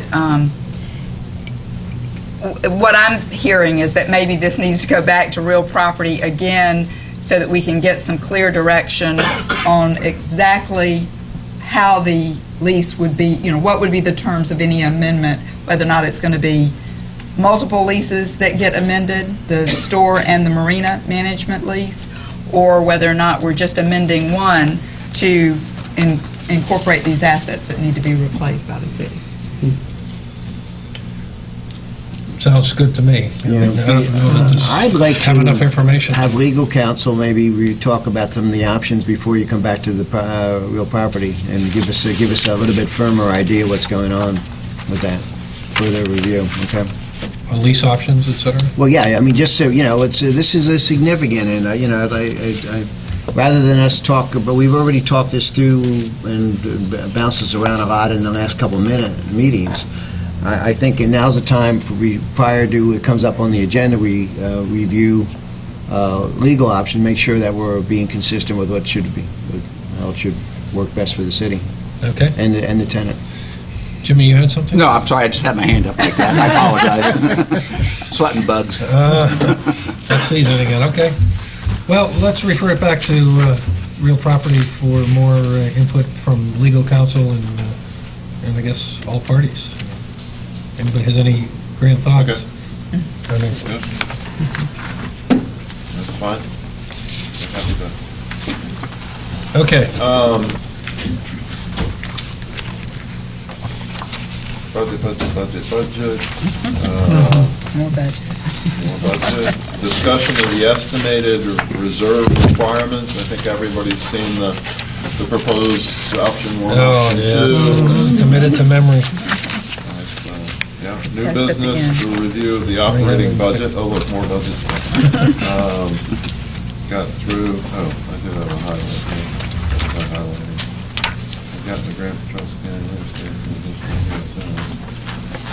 Anyway, Administrator Tucker noted that the staff is in preliminary dialogue about refinancing certain city debt, and the marina taxable bond is one of these debts. As talks progress, the committee will be kept informed.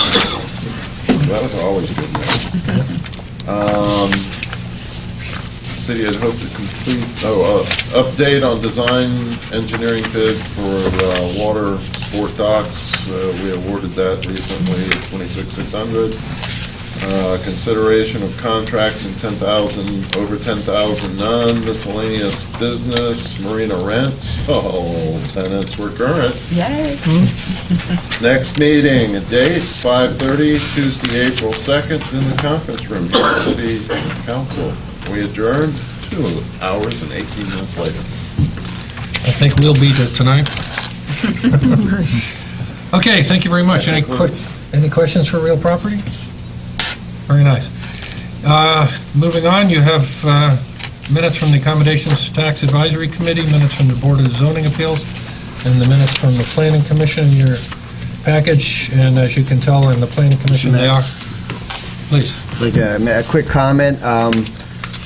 Mr. Covington came up with a unique idea, I think, as far as holiday displays.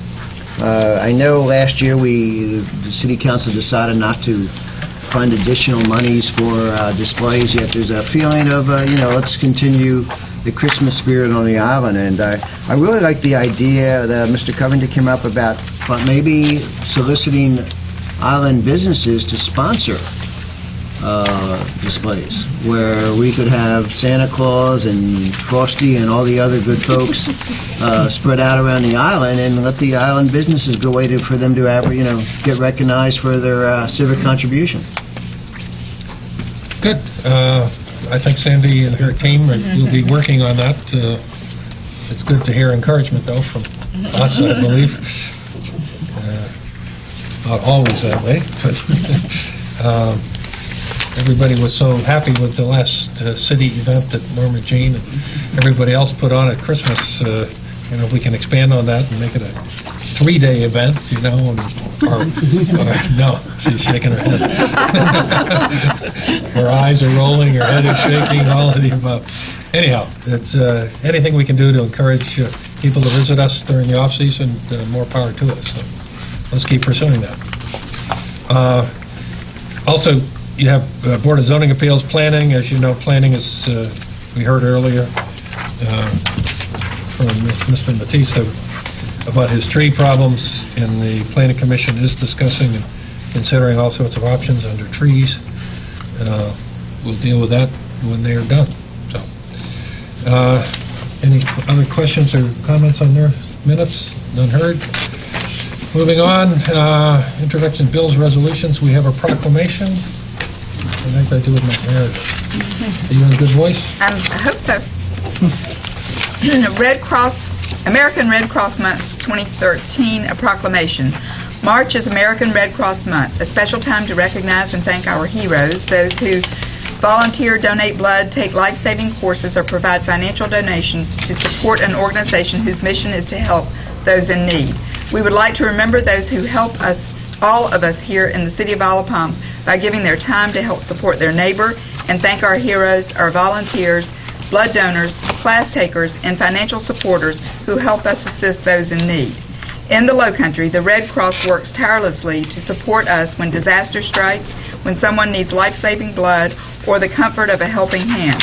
In our region, 1,171 individuals have been assisted after a disaster. We have distributed 36,090 units of blood to local hospitals, and 19,996 people have been trained in life-saving skills. The American Red Cross provides 24-hour support to members of the military, veterans, and their families. 2,688 military cases in our local region alone. All of this was able to be performed with a ratio of 1 staff member to 178 volunteers, and 91 cents of every dollar donated is invested back into the community. Our community depends on the American Red Cross, which relies on donations of time, money, and blood to fulfill its humanitarian mission.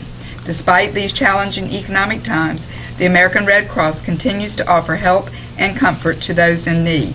Now, therefore, I, Richard F. Cronin, Mayor of the City of Isle of Palms, by virtue of the authority vested in me by the Constitution and laws of the City of Isle of Palms and the State of South Carolina, do hereby proclaim March 2013 as American Red Cross Month. I encourage all Americans to support this organization and its noble humanitarian mission. In witness whereof, I have hereunto set my hand this 26th day of March in the year of our Lord, 2013, and of the City of Isle of Palms, South Carolina. Richard F. Cronin, Mayor. Move to approve the proclamation. So made. Second. Motion seconded. I think that says adequately what the Red Cross means to us. Yes. Not only here, but nationally. So, all in favor, please say aye. Aye. Any opposed? None heard.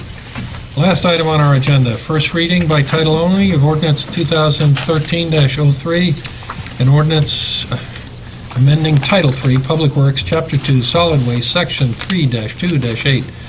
Garbage roll-out carts shall not be kept upon street or road right-of-ways. City of Isle of Palms Code of Ordinance to prohibit county recycling containers from being kept upon street or road right-of-ways except when placed for collection. Motion. So moved. First reading. Motion. Second. And seconded. Discussion? I got just one little discussion, Mr. Mayor. I've voiced my opinion against this in the past, but I'm just talking about the impetus of this is to get the carts out of the right-of-way? Or is it? It's to follow the same cart procedures that we have for our Garbage roll-out carts. One of the lines in that in that section says, except for such shall no garbage cart or recycling container shall be allowed to remain clearly visible from a street, road, or right-of-way. And the city has the right to remove garbage carts and recycling containers placed in violation of this section. So it's even if it's on the person's private property, it's in violation of that, correct? And that's where the garbage cans are now. Yeah, that's fine, okay. I just wanted to make sure, so it has to be not visible. And one of the things that's interesting is the garbage cart law is already in fact, and I got some pictures here I want to hand out, and just to show some of the violations that are already in place. If you want to pass those down for me. Same? Yeah, they're all the same. And if you look at them, yeah, go ahead, pass those on down. There's various pictures that I took today, right before I showed up to meeting today, throughout the, on the island, of different carts that may be in violation. Every single one of them is on city property.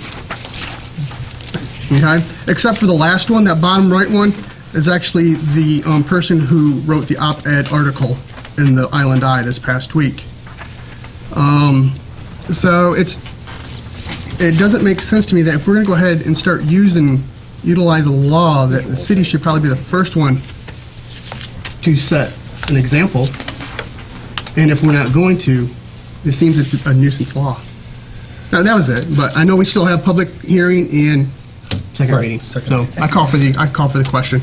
Okay. I have one more comment, please. No, please. I live on a corner lot. It's impossible to put my cans out of sight. It is impossible. So the ordinance, I'm in violation 365. You're talking about your recycling or both? Both. Well, that's an issue all over the island, Well, so it's poorly written. this has been on the books.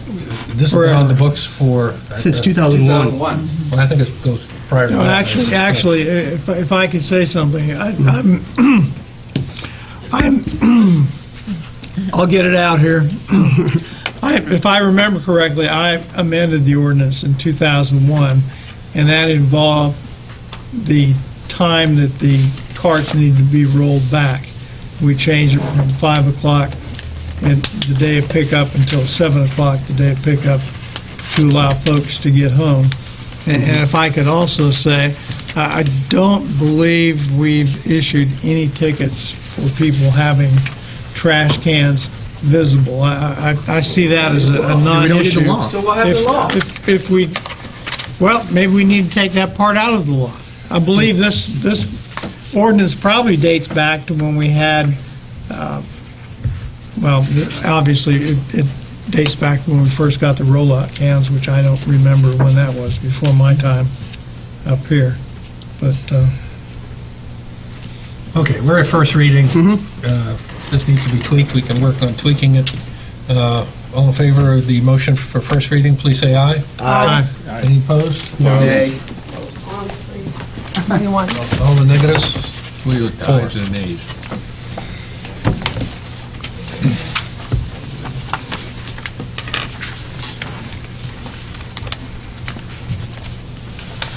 All right, as it proceeds on, we'll try and clarify, and if words need to be changed to make it right, we'll make it right. Okay, we had one other miscellaneous item. I hope you found it on the second page. This had to do with a suggestion, temporary food market, since the red and white is gone. Is there some way we can bring food back to the island? Food service, prepared food. I know the city administrator was looking at some things. I didn't hear from you. Yeah, just a couple of things, and I want to toss these out there, and then hopefully get some feedback concerning whether or not this would satisfy the suggestion.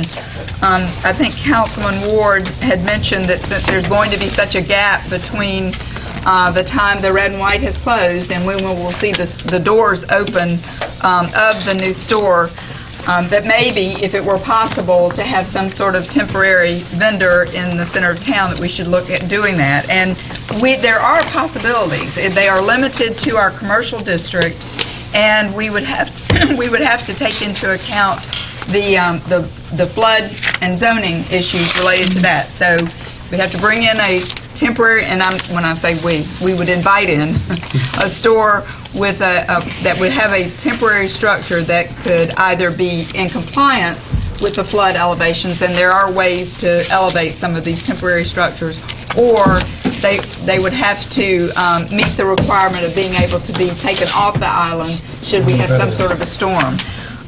So in the threat of a storm, not even that's an right. actual storm. That's exactly right. The threat of a storm. I think I've forgotten how many days, but it's pretty well in advance. So if it's the will of council for me to pursue this, my thoughts were that I would contact the owner of the Island Center and ask them if they would be open to the idea of our opening a dialogue with the new tenant to see if they would be interested in doing something like this on a temporary basis. If that sort of helps to accomplish the goal of what you had in mind, then that would be my thought as a possibility for a couple of first steps to try to get it underway. Because the new tenant might be very interested in going ahead and providing that service and creating a a relationship with the city. They'd certainly be a hero at this point. I'd be all for that. The Marina store, I believe was, I'm looking out here at Brian, because I know he's still awake, but barely. You augmented your offering when the red and white turned out. Yeah, please. We did, and Linda, just to clarify, Emily and I were nodding, sorry we were a distraction, but the lease, we were, okay. We had already aligned them, so that wasn't an issue. We have augmented, added some vegetables and fruits down at the marina. We have a new deli tenant who's fantastic so far. He's just been open less than a week, but he's going to offer delivery service. He's got a catering truck that I'm thinking if this tenant, the future tenant for the market here, doesn't want to do it, then he may want to. So, but anyway, yes, thanks for pointing out that we have increased our product offering to try to help And the unfortunately, a lot of the citizens. island doesn't get down to the marina to know what you have to offer. And affordable that's gas. Affordable gas. Affordable gas. Thank you. You can't figure out how to work the pumps, but it is. Free gas. So we've also increased our expanded our hours to try to help accommodate as well. So we the busier we get, we we'll have a continue service to on do the that. island. I'm, looking at all options, and so what you're offering us is a very pleasant alternative to running all the way off the island, and it's already here. We're no Piggly Wiggly, but we can offer the staples. That's for sure. Anybody else coming on the island has to find space in which to do it. We can't offer them. We, the city, can't offer them any space, so they have to compatible space. And the thought of working with Newton Farms, I mean, working against them to bring in a third party, would be kind of ugly. So I don't have any problem with you going on with that in conjunction with Brian to continue to augment and stay on top of what you offer, and let us know. I mean, I'm certain our website, or I don't know how we can let people know that you offer fresh tomatoes. I mean, most people don't think of you as a tomato guy. No, that's true. Thank you. Jimmy. Appreciate you putting it on the agenda as requested. It's just, I see so many people in Piggly Wiggly now I never saw before, except at Red and White. And, they're very concerned about what's going to happen in the summer with the traffic. So this is positive and very much appreciated. Very good. Okay. Our next meeting is the 23rd of April. I hope all are healthy between now and then. And motion to adjourn? So moved. Motion seconded. We're out of here.